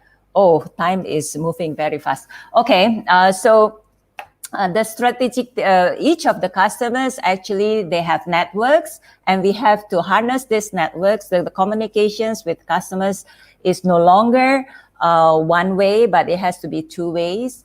And then build platforms, not just product from the competitions, and then turn data into asset, innovate by rapid experimentations, and we need to continue to adapt our value propositions because environments change very fast, and we have to make sure that we continue to provide values to our customers. Next. And then these are changes in the way we innovate, from decisions made based on intuitions and seniority to decisions made based on testing and validating.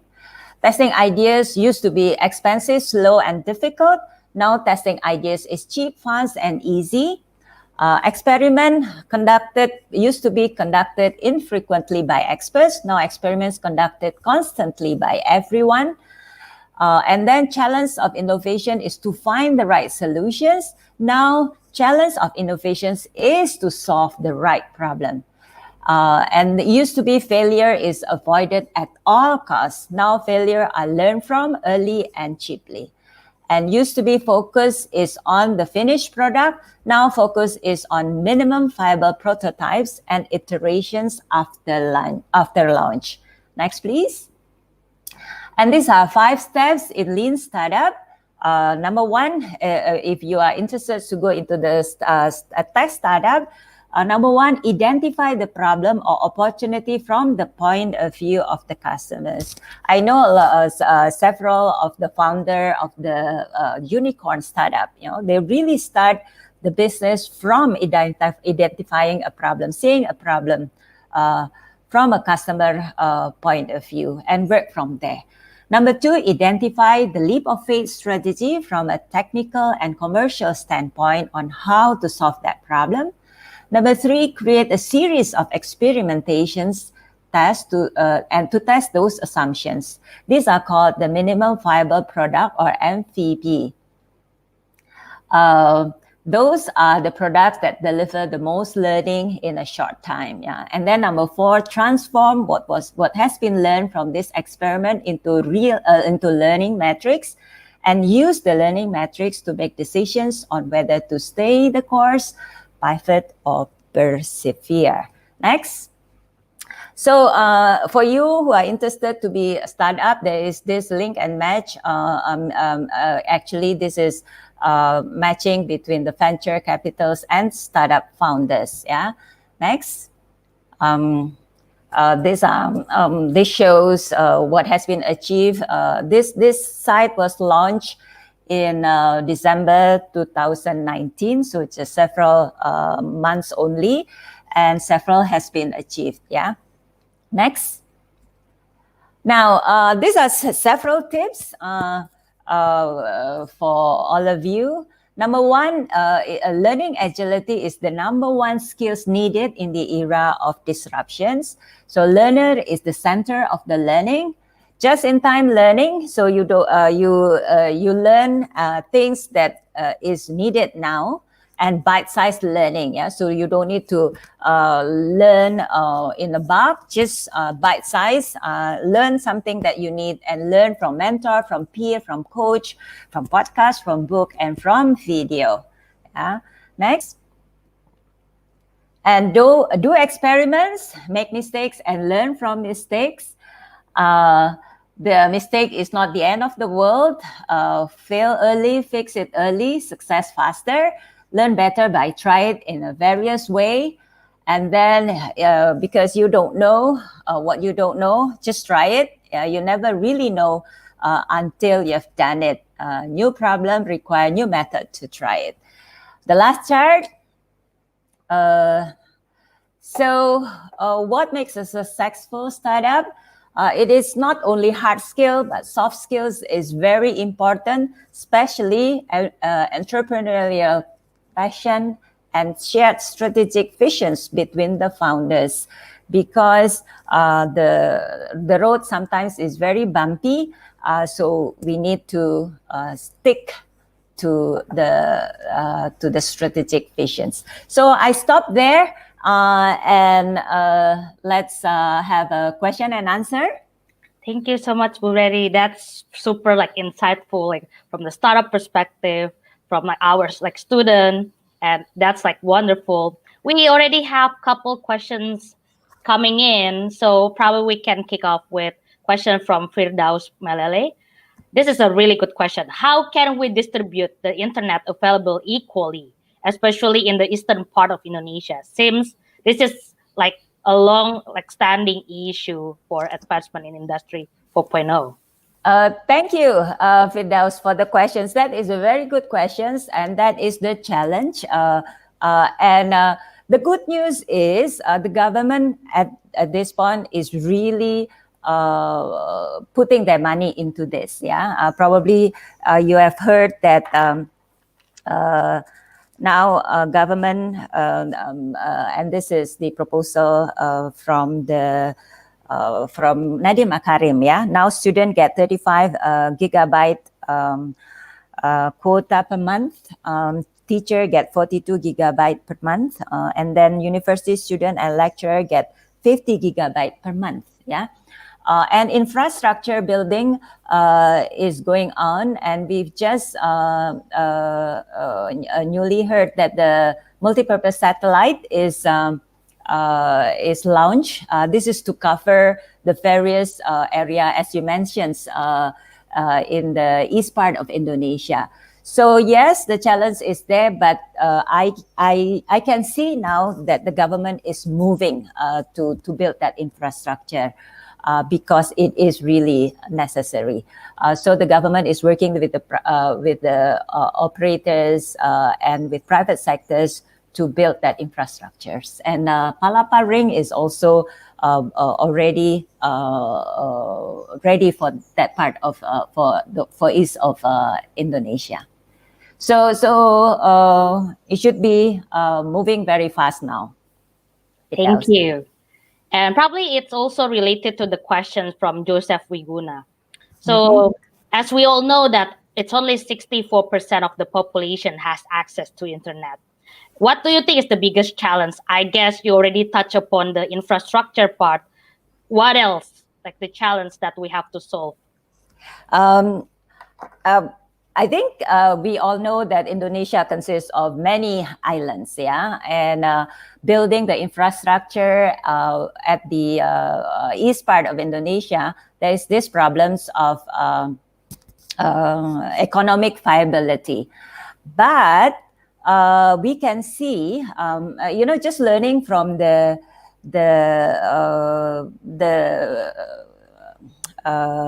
unicorn, yeah, the startup unicorn, area that was in the past perceived as not economically viable, it is now economic viable. For instance, if we talk about Amarta, they are giving micro financing to the villagers, women in the village, yeah. And I'm participating also in giving as part of the investors in the P2P financing.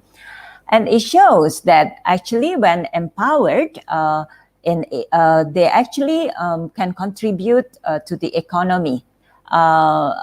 So actually in this digital environment, really we have to collaborate and open mind that something that is seemingly impossible is actually, with a lot of innovations, it can be made possible. So behind problems that we are facing, it is actually an opportunity for us to innovate. And we are counting on the young generations of Indonesia to work on that, yeah, so that our prosperity will not be only for a few peoples, but for everybody.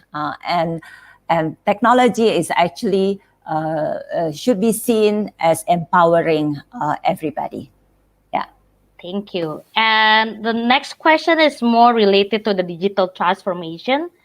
How to apply digital transformation to a society with a low level of awareness? Okay. This is a okay. tough question. Okay, Sherlock, yeah. Thank you for the questions. Actually, nobody liked pandemic here, but the COVID-19 actually has expedited the digital transformations. Like, the video conference, classes, webinars, now everybody can do that. Yeah. So the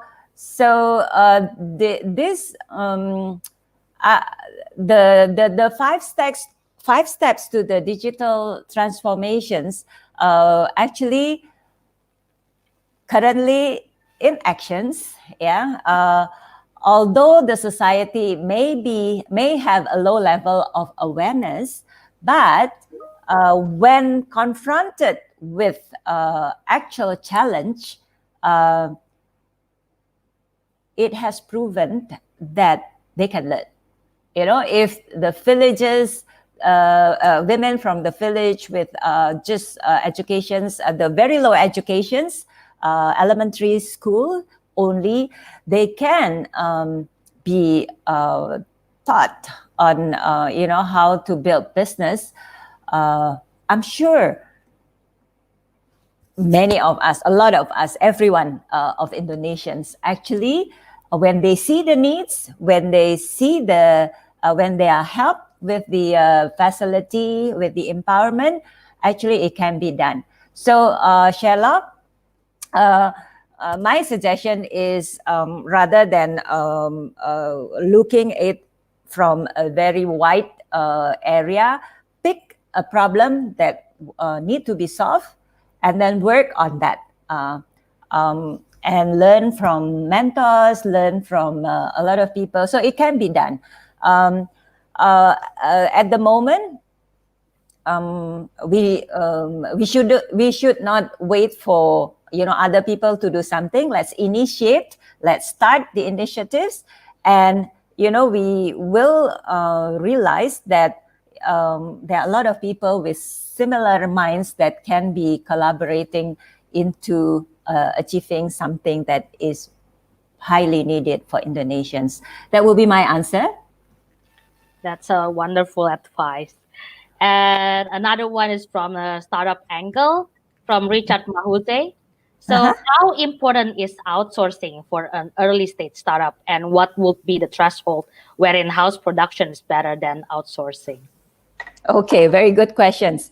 Let me start with the paradigm first, because I am, I've been in the business for quite some time, It used to be the paradigm is we want everything to be done inside, but that makes us, or in the current environment where things are moving very fast, can hinder our speed. And speed matters. We have to move fast, and therefore collaborations is very important. I'm not going to. I prefer not to use the word outsourcing, but instead use the word collaborations. So we focus on certain things, and then we find we focus an area where really at the core of our business model, and then the rest we actually should work with others so that we can move faster. Innovations will be faster if we work it in collaborations, if we build an ecosystem. So to answer the questions, should we outsource? Yes, we should. But I would use the word collaborations, instead of outsource. So we work with those who are actually focusing on that area, who are good at that area, and we focus on area where we are good at. And the reasons why earlier I mentioned about how important the soft skills is. To be able to collaborate, we need to be able to develop trust. And that is a soft skills that we need to learn, because trust is something that is both way. If we trust somebody, if we can be trusted, then we can gain trust, and that is very important when we collaborate. So I would suggest we collaborate so that we can move much faster and get achieve success together. Thank you so much, Buberi. And probably the last question is how actually venture capital see Indonesian startup and technology market right now, especially during pandemic, and how you foresee this will change in the next 6 months or so. Okay, very good questions. Actually, I thought the venture capital would stop investing during this pandemic, but I see they are still continue to invest. So venture capital see Indonesian as a very perspective. We can see from the chart earlier, we are growing very fast. And even during the pandemic, venture capital are still investing. I read in the news, several companies still getting funding. Especially because the role of technology is even bigger in this pandemic area. And that's why they are continue to be interested. My suggestion is go to the site that I mentioned earlier, the Startup Indonesia. In that site, there are news about startups, including new investment. So we can see from that venture capital still are interested in Indonesia, still are investing. Thank you so much, Fuberi, for answering all the questions and for the wonderful presentation. I hope you have a really good weekend and enjoy your time with your family. And to all of you too, I hope the presentation is useful and look forward to have the younger generation's participation in solving challenges in Indonesia. Good day. Thank you so much. Bye. So now we are moving to our last session of today. It's a long day, I know. So we are moving to a topic of environment economics that will be brought by Professor Budi Resto Sudarmo, a professor at Australian National University. Professor Resto Sudarmo is a developmental and environmental economist working on the interlinks between natural shocks and environmental conditions on local economies, household incomes, human development and environment, and analyzing the political economy of environmental policies and natural resource utilization. He is currently served as Deputy Head of Poverty and Inequality Research Center at Australian National University. Professor Resto Sudarmo received his PhD degree in Economics of Development from Cornell University, Master of Science degree in Operation Research from University of Delaware, and Bachelor of Science in Electrical Engineering from Institute of Technology Bandung, ITB. So without further ado, I welcome Professor Budi. Hi, how are you? Hi, nice to meet you. Thanks. Thank you so much for your time and your willingness to be here. We are ready for your presentation. Okay. So how many minutes did I will have? 20 minutes. 20 minutes. All right. So here is my. Oh, I need to share first my screen. All right. Sorry. Let me share my screen.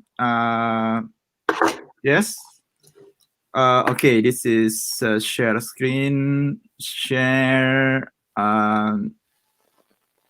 Yep. Click this one. Share. Okay, and then I click my presentation, and so you get the full screen right now? Yes, perfect. All right, thank you very much. First of all, I would like to thank PERMIAS for inviting me to talk in their conference, and also I would like to say hi to everyone listening to this presentation. Really good that to see PERMIAS still active since I was a member for 7 years during 1989 till 1996. So to see this organization still active is certainly a pleasure for me. So my presentation will be about, this is just a broad brush presentation looking at a historical perspective on the political economy of natural resources in Indonesia. Many of what I'm going to present is not precise, but in general, hopefully could give an understanding of the issue and the benefit of natural resources so far in Indonesia. So, well, as all of us know, Indonesian natural resources are diverse. Please note, I'm not saying it abundant, but I'm saying it, they are diverse. And it has been a struggle for a long time. The one that we have to record is at least during the colonial era. However, there has been a debate whether the following has been a persistent characteristic of resource extraction in Indonesia. So the first issue that has been debated is that, well, there is a possibility of an existent co-optation between state and elites in capturing the resources. So that's one issue. Although our law, Undang-Undang Dasar 45, said that all resources belong to the state. And so because of those elite capture in the activity of this extraction, the benefit of resources has been so far skewed, meaning that only a few people, limited people, benefit the most of these resources. And third, there's also an argument, although natural resources in Indonesia are diverse, but they are not abundant enough, even during the resource boom. The resources could not benefit it in a full capacity to the whole society.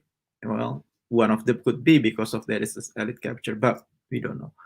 The second is that, so what people are trying to say is that Indonesian resources is not as rich as, for example, some of the Middle East countries, in which basically, yes, there is also an elite capture over there, but the resources is really abundant, so there is also spill over to anybody in that country. Say, for example, so another example will be Brunei. So everybody can get scholarship if they want. Yeah. And that is not the case for Indonesia. Yes, we do have resources. Yes, we do have variation of resources, but those situations do not really happen.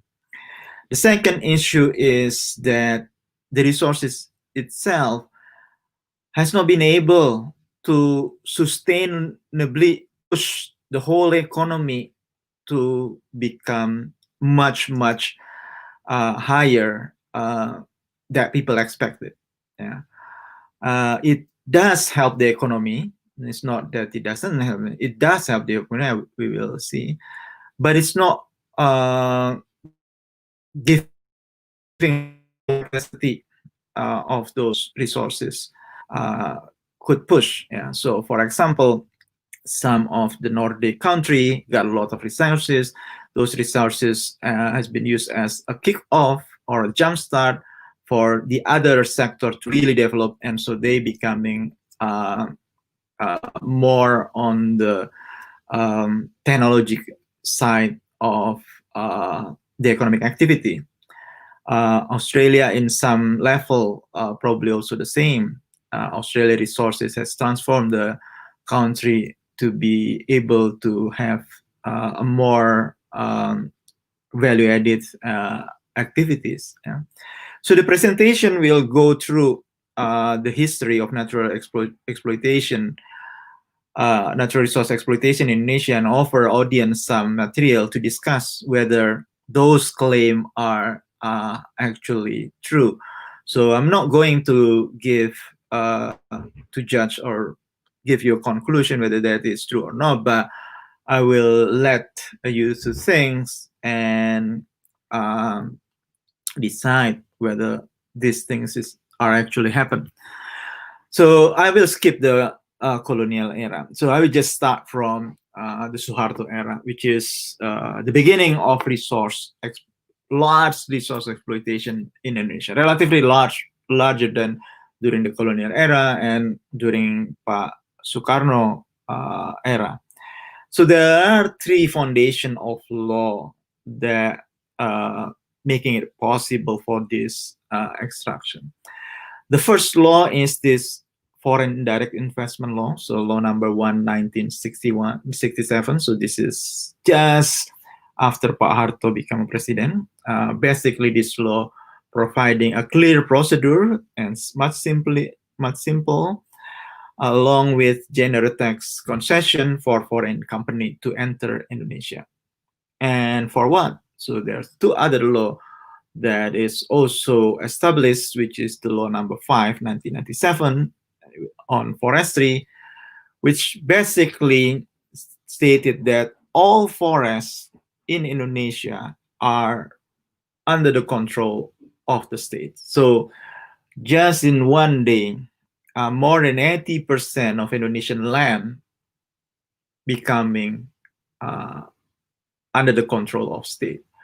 Now, that is ignoring that the fact that the Indonesian forest has been a livelihood for many people previously. Yeah, so now the state own all this land and so can give a concession to foreign direct investment who would like to come.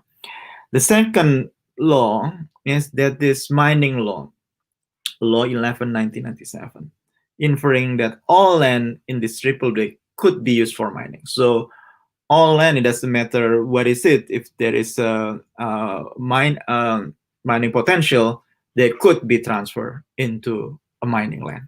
So these three laws are the foundation for resource extraction in Indonesia. And in implementing this law, military has been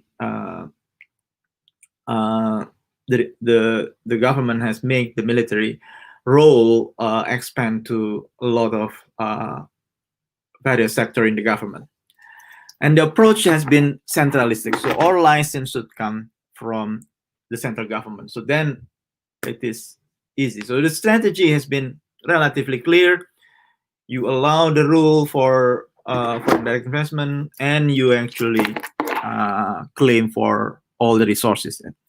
And we can see that suddenly after 97, logging industry has been growing very quick. So this is 97, it's been growing, keep. This is roundwood, which is logging. And then after that, the second generation of logging, which is plywood, and lately pulp also growing. So you can see that that strategy actually worked, and it does actually significantly push the activities of logging in Indonesia from 1967 till relatively now. And also from oil, you can also see that the Indonesian has been enjoying oil and gas mining relatively rather well. For example, since 1975, which is just about 7 years after Suharto became a president, almost 60% of government revenue come from oil and gas. And in 1980, it is actually more than 60%. So that in a way has been successful in terms of allowing capital to go in Indonesia and extract the resources, and the country could actually possibly get benefit from these resources. As you can see, that government revenue has been increasing significantly.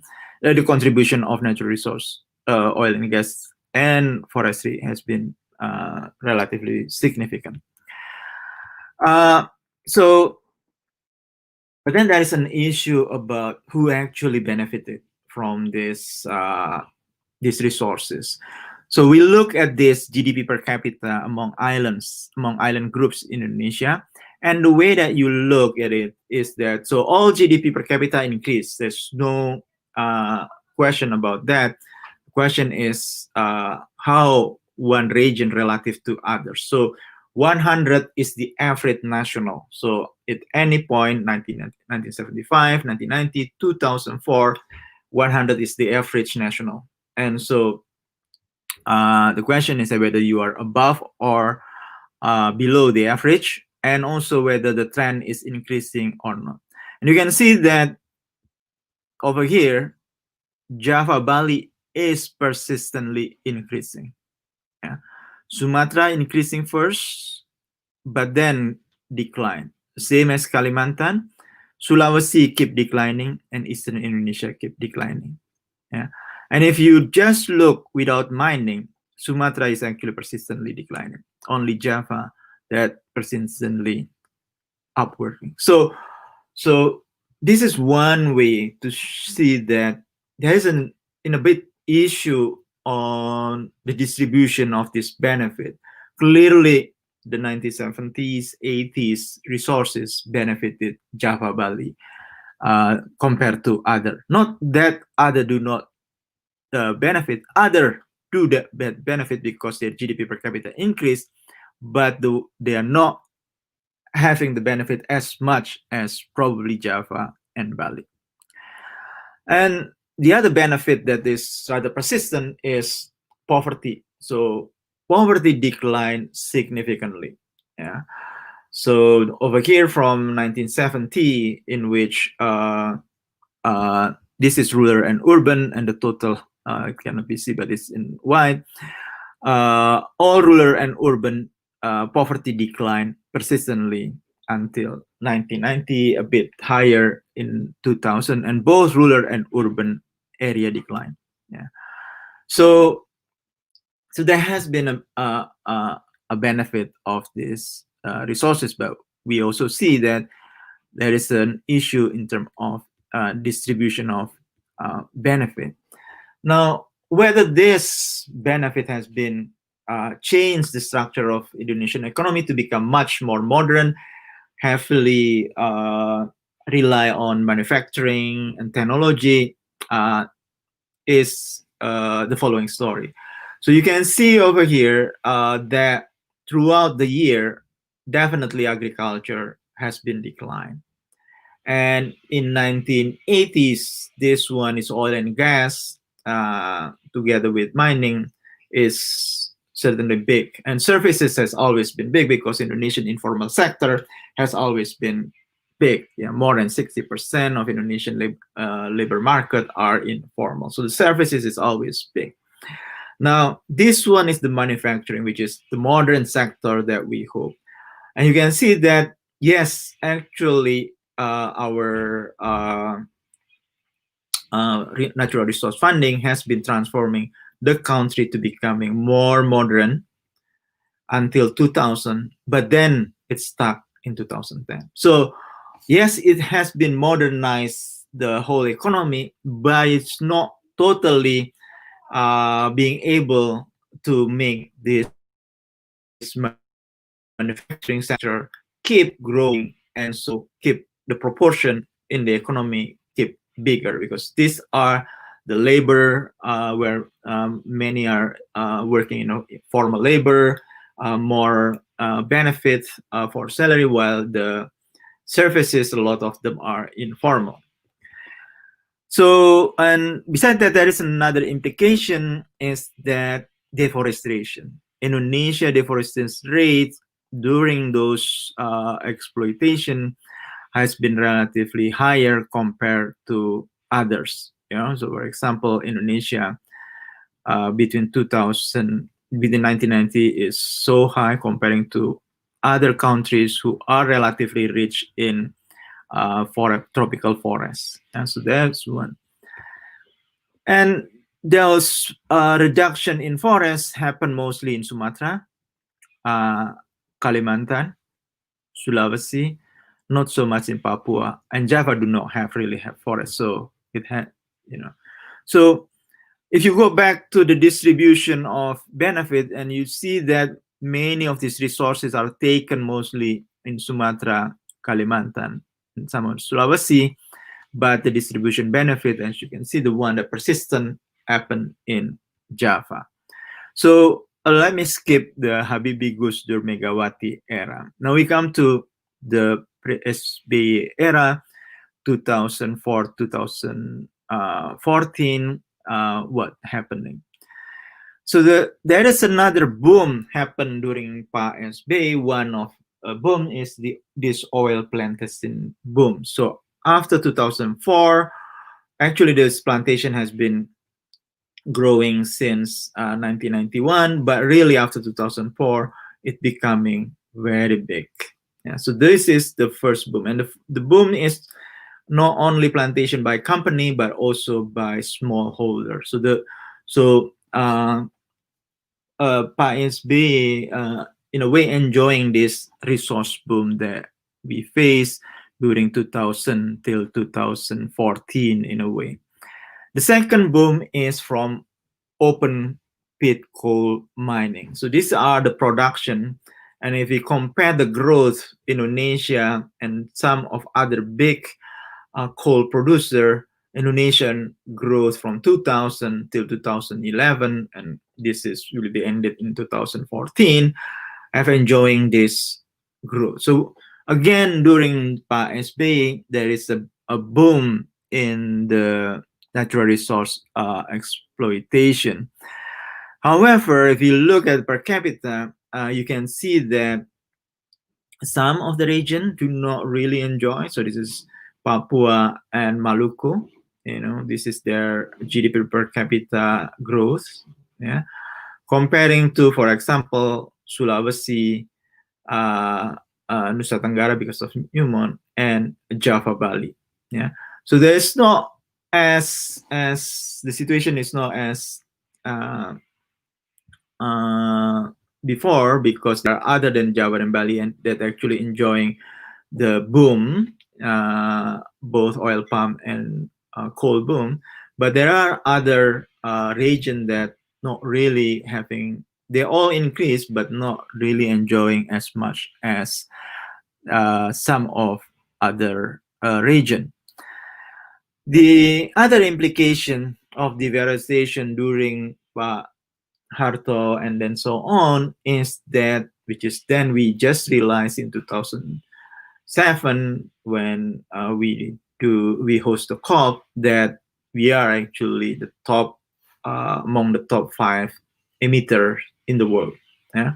So Indonesia, and particularly this is come from deforestation, although this is also rather big. This one is for from fuel combustion activities. There are environmentalist activities in Indonesia, and which is the peak would be I would say that we decided to host UNFCCC COP 13 in Bali, in which creating pressure to the government to do something about Indonesia carbon emission.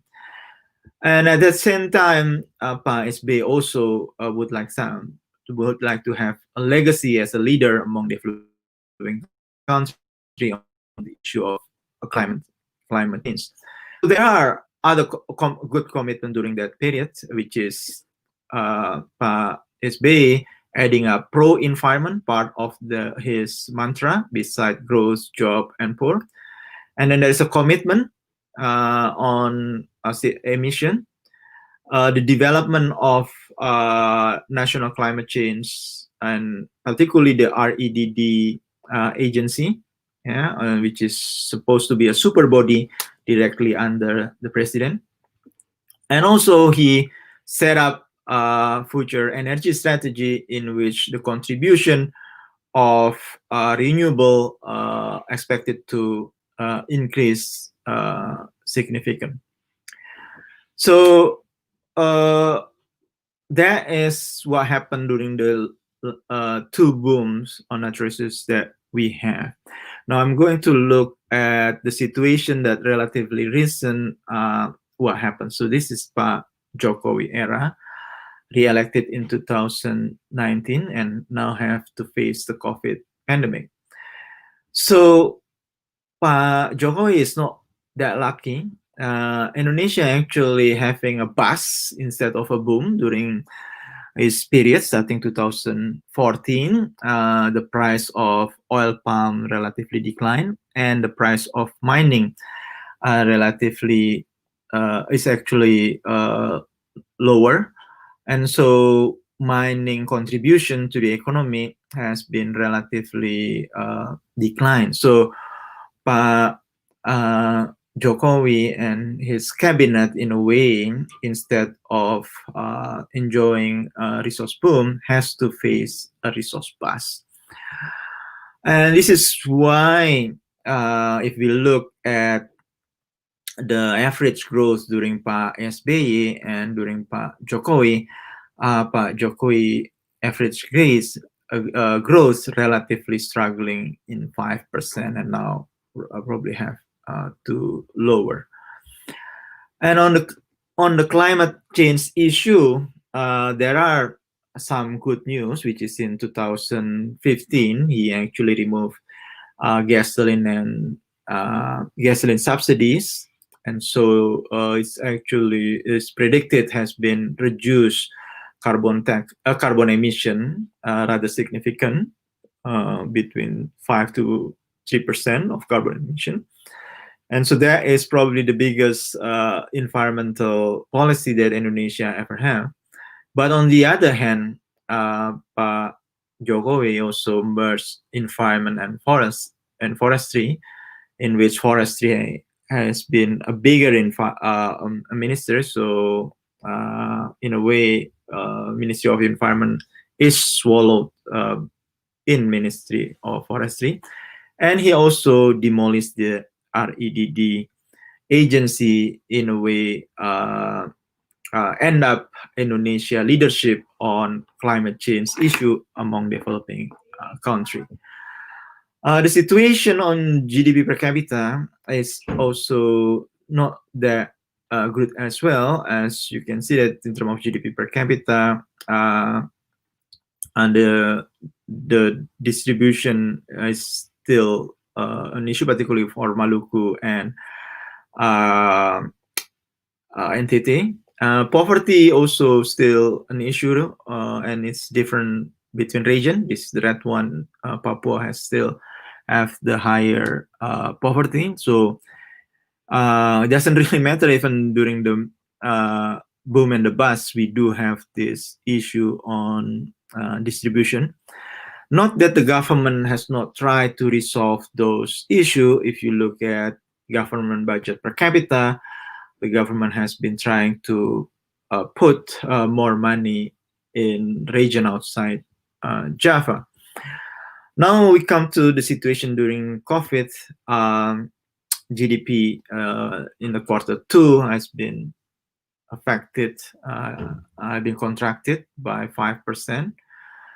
The demand side is responsible for that, as for this decline, and as well as the supply side. But what we learned so far is that temporary slowdown resource extraction. So in a way,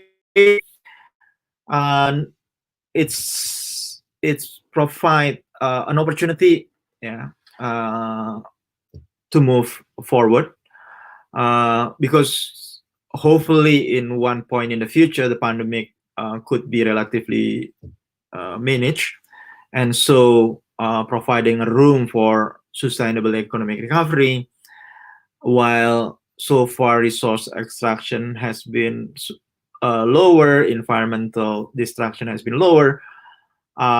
During this recovery, it is an opportunity for us actually to think about whether we could make it better. However, we need to be careful. Most likely the recovery will come from China, and China recovery will probably create a demand push on the region, including Indonesia, and most likely China will want a demand on natural resources.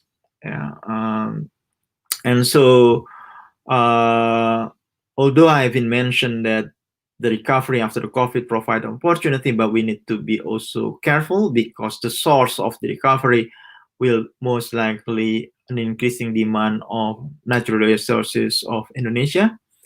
And so whether we again has, or whether at least some of this issue on possibility of state and elite in capturing the resources, particularly capturing the benefit, and so the benefit will be again skewed, benefiting exclusive limited number of people in a society.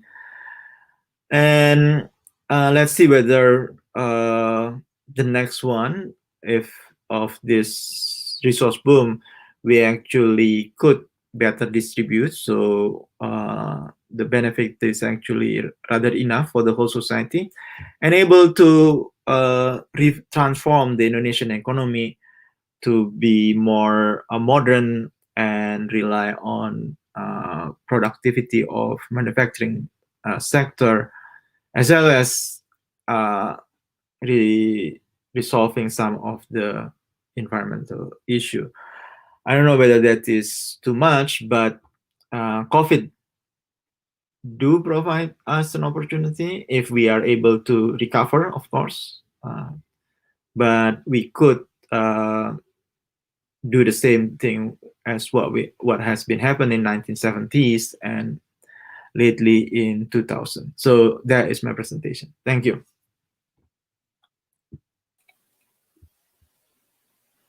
Thank you so much, Pak.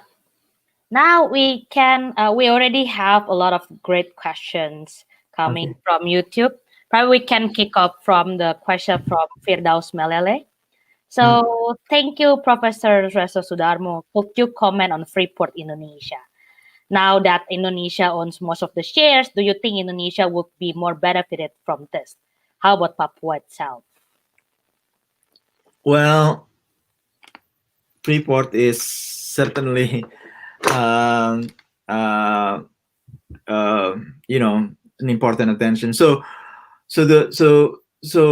although Indonesia has been owning the share, but there is still an issue between distributing the share among national and regional. So that need to be resolved properly. Now, there has been an attempt, as you know, since Otsus that 70% of the revenue is actually distributing back to the regional government. So that and whether that is actually resolving the issue of Freeport, we have seen that it is actually very limited. So Freeport for a while will still become an issue, but I think it is important to give a higher role for regional government to decide how to manage the mining, and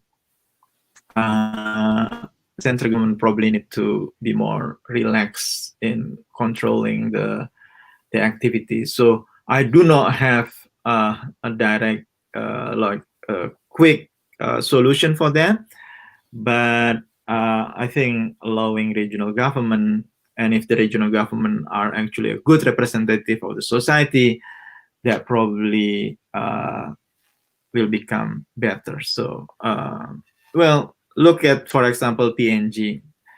Many of the PNG mining, the share of the mining has been given to the PNG government, but still you still have issue in terms of distribution benefit among community in PNG. So yes, we could try, but there is no 100% guarantee that we could resolve this issue.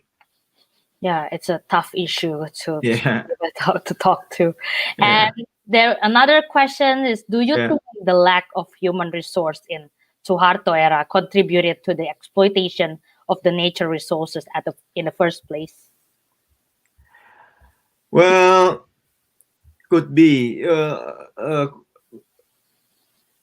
certainly. So, for example, if we would like to compare what happened in Indonesia and Malaysia, well, the starting point has been different. So when Indonesia independent in 1965, well, how big is our GDP per capita? It's probably about $200 per capita, and Malaysia already 4,000 in 1960. So the starting point has been different. That's true. However, I think the state of Malaysia, in a way, has been able to distribute back the resources to the society in a way better.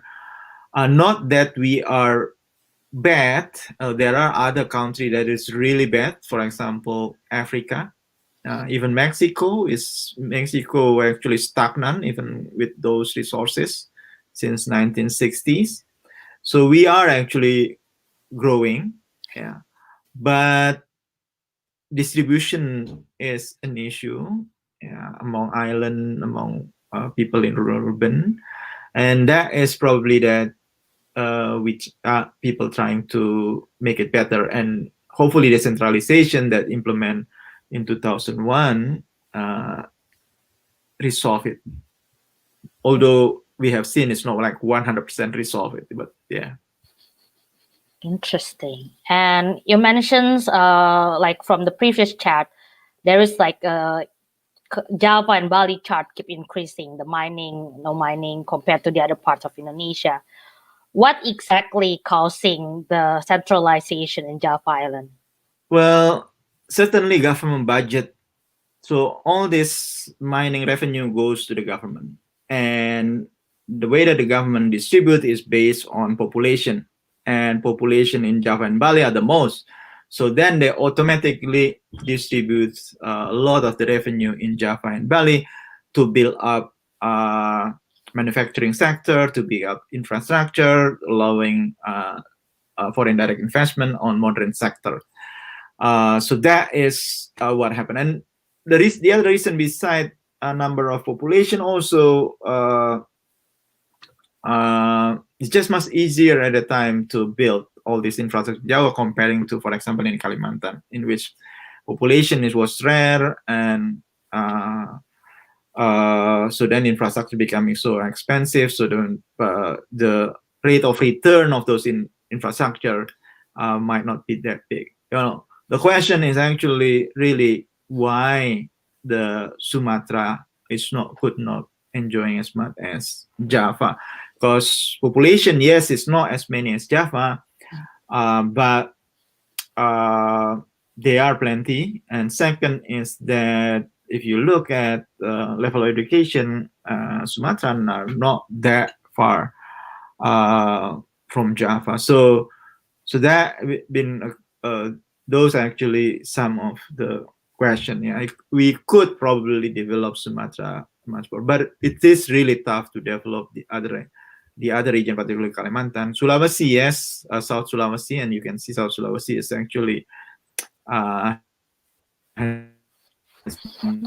growing. Maluku is difficult. So the other region is really difficult. So it's about a return of your investment. Yeah, unfortunately.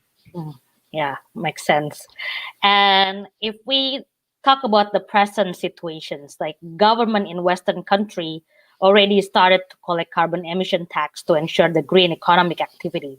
What are the challenges on how we deploy this and how we deal with this kind of carbon emission problem in Indonesia right now? Well, number one is that all environmental policy work if the government, our main government, put that in priority. So that is very important. Yeah, and we did see that happen during Pak SBY. Pak SBY would like to be serious in reducing our carbon emissions. So then he set up a central body that's supposed to be super body managing those, but we don't have it right now. Well, the current government, I have to say, do not put environment as their top priority. Maybe infrastructure is their priority or economic development, but not environment. Yes, I understand that we now facing COVID, so survival is important, but during the survival, we need to prepare a foundation. When we are actually able to recover, we are choosing a better path. Now, that is not happening. And the number one, before discussing, the central government should put environment indicator as the priority. That's most important. And probably follow-up question from me, like, yeah. How can we, as the normal civilian, to encourage or start to think about this climate change and green economy from our side? Push it through social media. So the current government are very sensitive to social media. So if you can push all this environmental issue in social media, they will listen. Remember that well, at least during the first election of Pak Jokowi, NGO is important to get win at that time. Yeah, and that is actually a lot of them are environmental NGO. Yeah, and so he knows that civil society is important.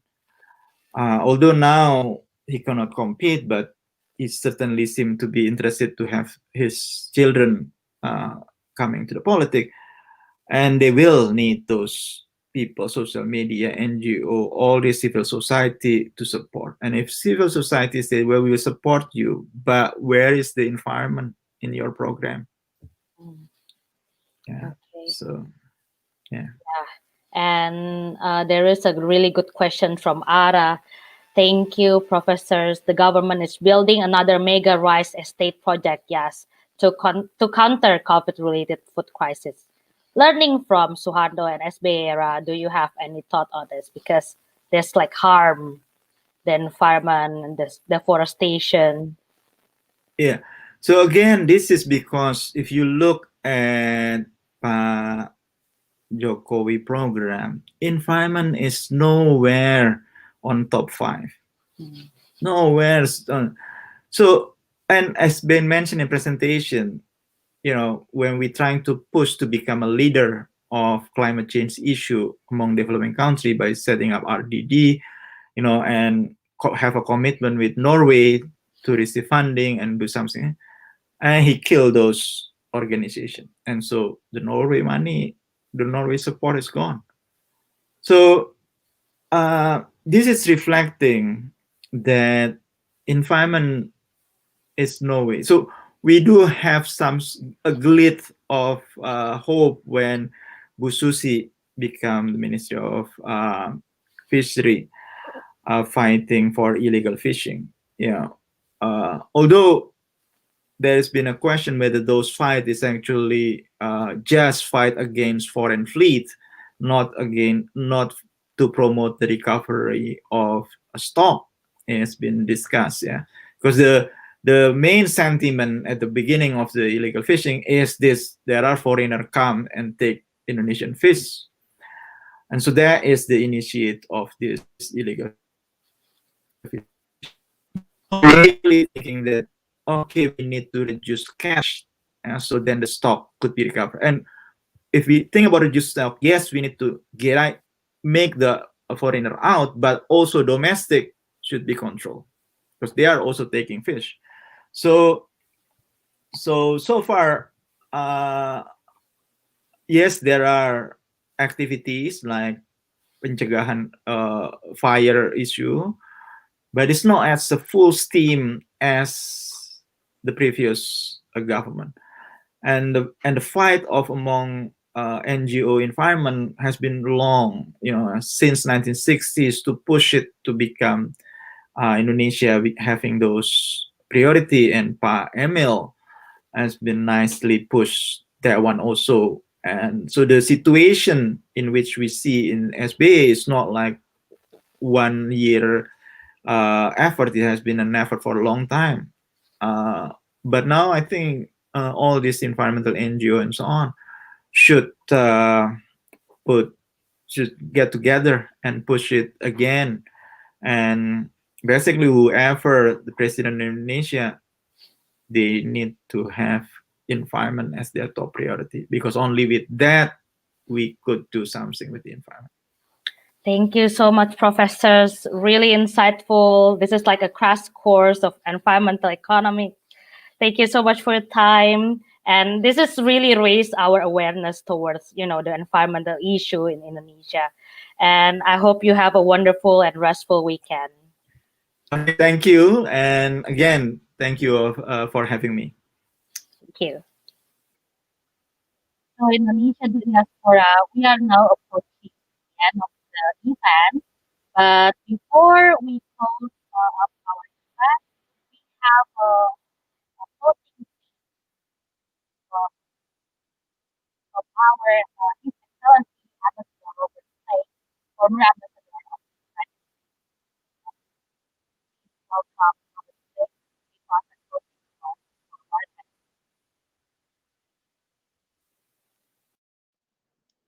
Selamat malam. Good evening, everyone. It's a pleasure for me to speak to PERMIAS Nasional.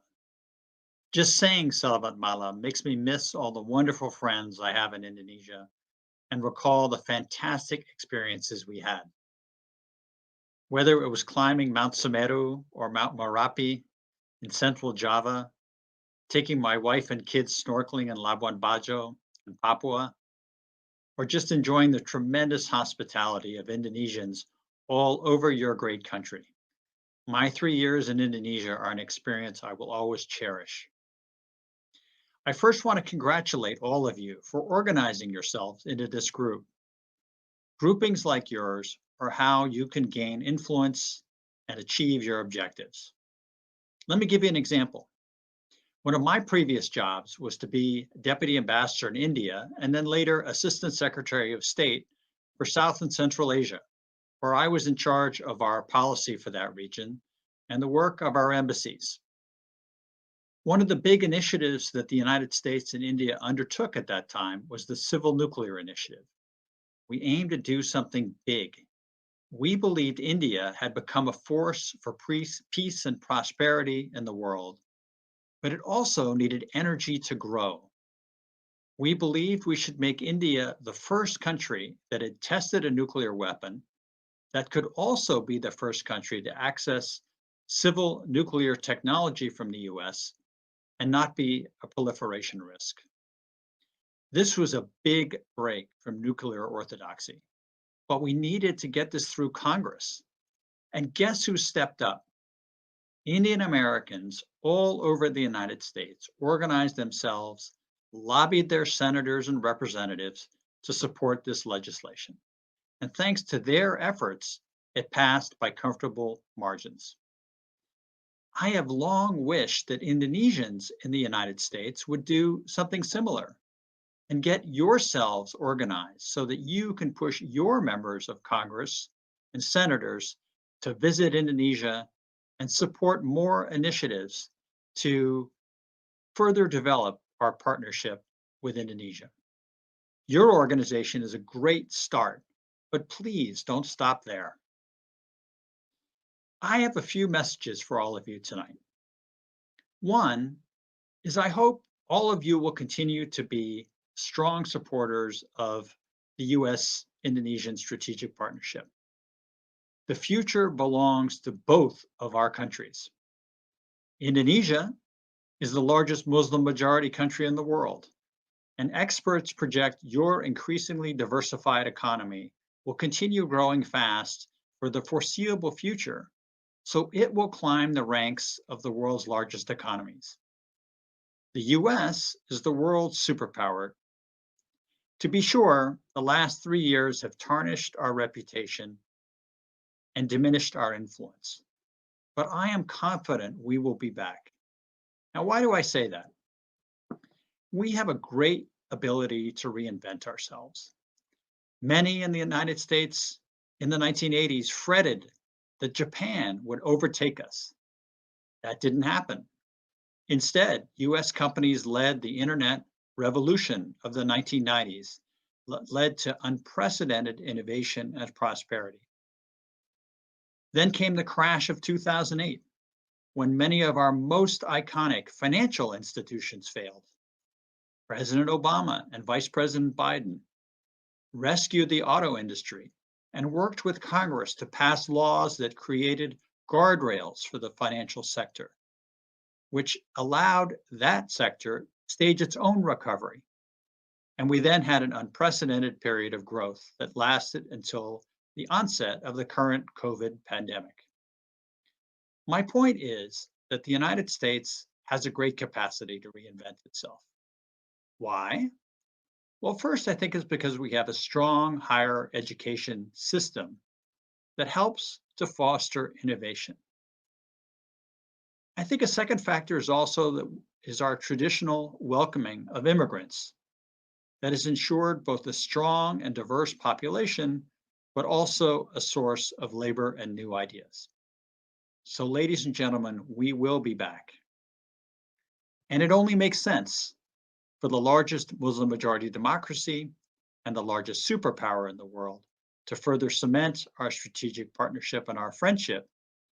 And you, who have spent a lot of time in both countries, are important bridges between our two countries. So you will be very important soldiers in that effort. My second message, individuals matter. Sometimes it may be tempting to think that the world's problems are too great and that countries should retreat into selfish, nationalistic policies that ignore global challenges like climate change, infectious diseases, and the growing number of refugees. But the quick spread of COVID around the world and 9/11 and its aftermath show that no country is immune to both the positive aspects and the negative aspects of globalization, and that we must all work together and do our part to address challenges. And address them we can. The world came together to address the ISIS challenge. The world gathered in Paris in 2015 to make concrete, verifiable commitments to reduce greenhouse gases and help to address climate change. And the world acted together in 2014 to prevent the further spread of the highly contagious Ebola virus, which claimed 11,000 lives in West Africa. So every problem has a solution. And if you break the problems down into bite-sized challenges, and everybody and every country does their part, then we can truly master any challenge. But you, as individuals, have to step up. Be a leader at your university to raise awareness about racism, discrimination, and injustice.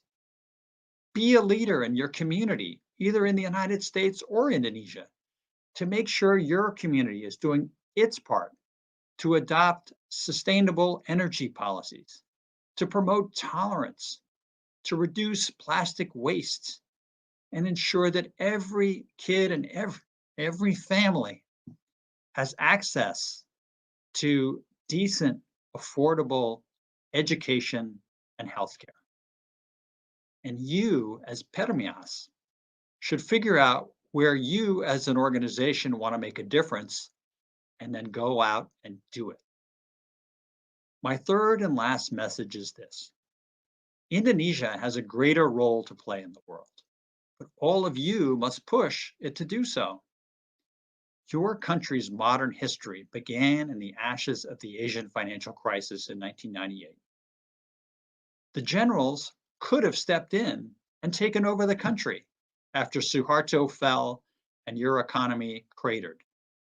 Instead, your country embraced real democracy and organized truly free and fair elections. And the leaders of the time decided to make sure the Indonesian economy would abide by sound principles, such as keeping a low budget deficit and low external debt. 22 years later, you have enjoyed the fruits of those decisions. 2 decades of stability, many consecutive years of strong economic growth, with the promise of even better to come. So as Indonesia cements its status as a regional power, there are so many challenges beyond your borders that would benefit from Indonesia taking more of a leadership role. First, as the largest and most influential country in ASEAN, Indonesia should take a greater role in ASEAN efforts to establish clear red lines for China's growing assertiveness in the South China Sea. Second, Indonesia is in a strong position to work with ASEAN to pursue a solution to the difficult challenge of how to help the 900,000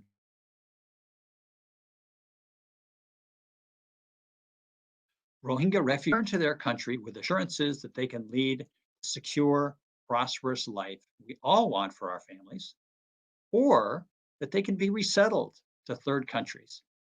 It is unconscionable for the world to sit on their hands and leave 900,000 people to languish in camps with no hope for the future. Again, all countries must do their part, but some can do more than others.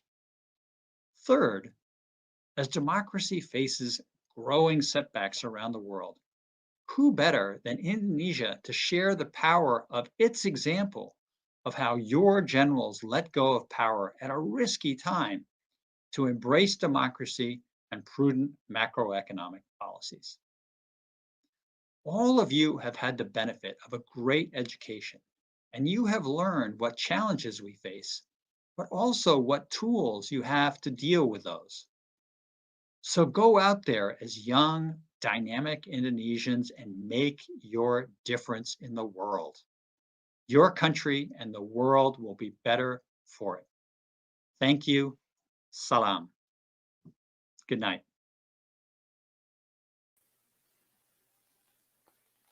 Well, ladies and gentlemen, this concludes our series. Thank you so much all for joining us. We really do hope you have gained valuable insight and enjoyed all our session in these past 3 days. Don't forget to subscribe to our YouTube, follow our Instagram to stay tuned for more events, and of course, the next Warekada series. See you next time.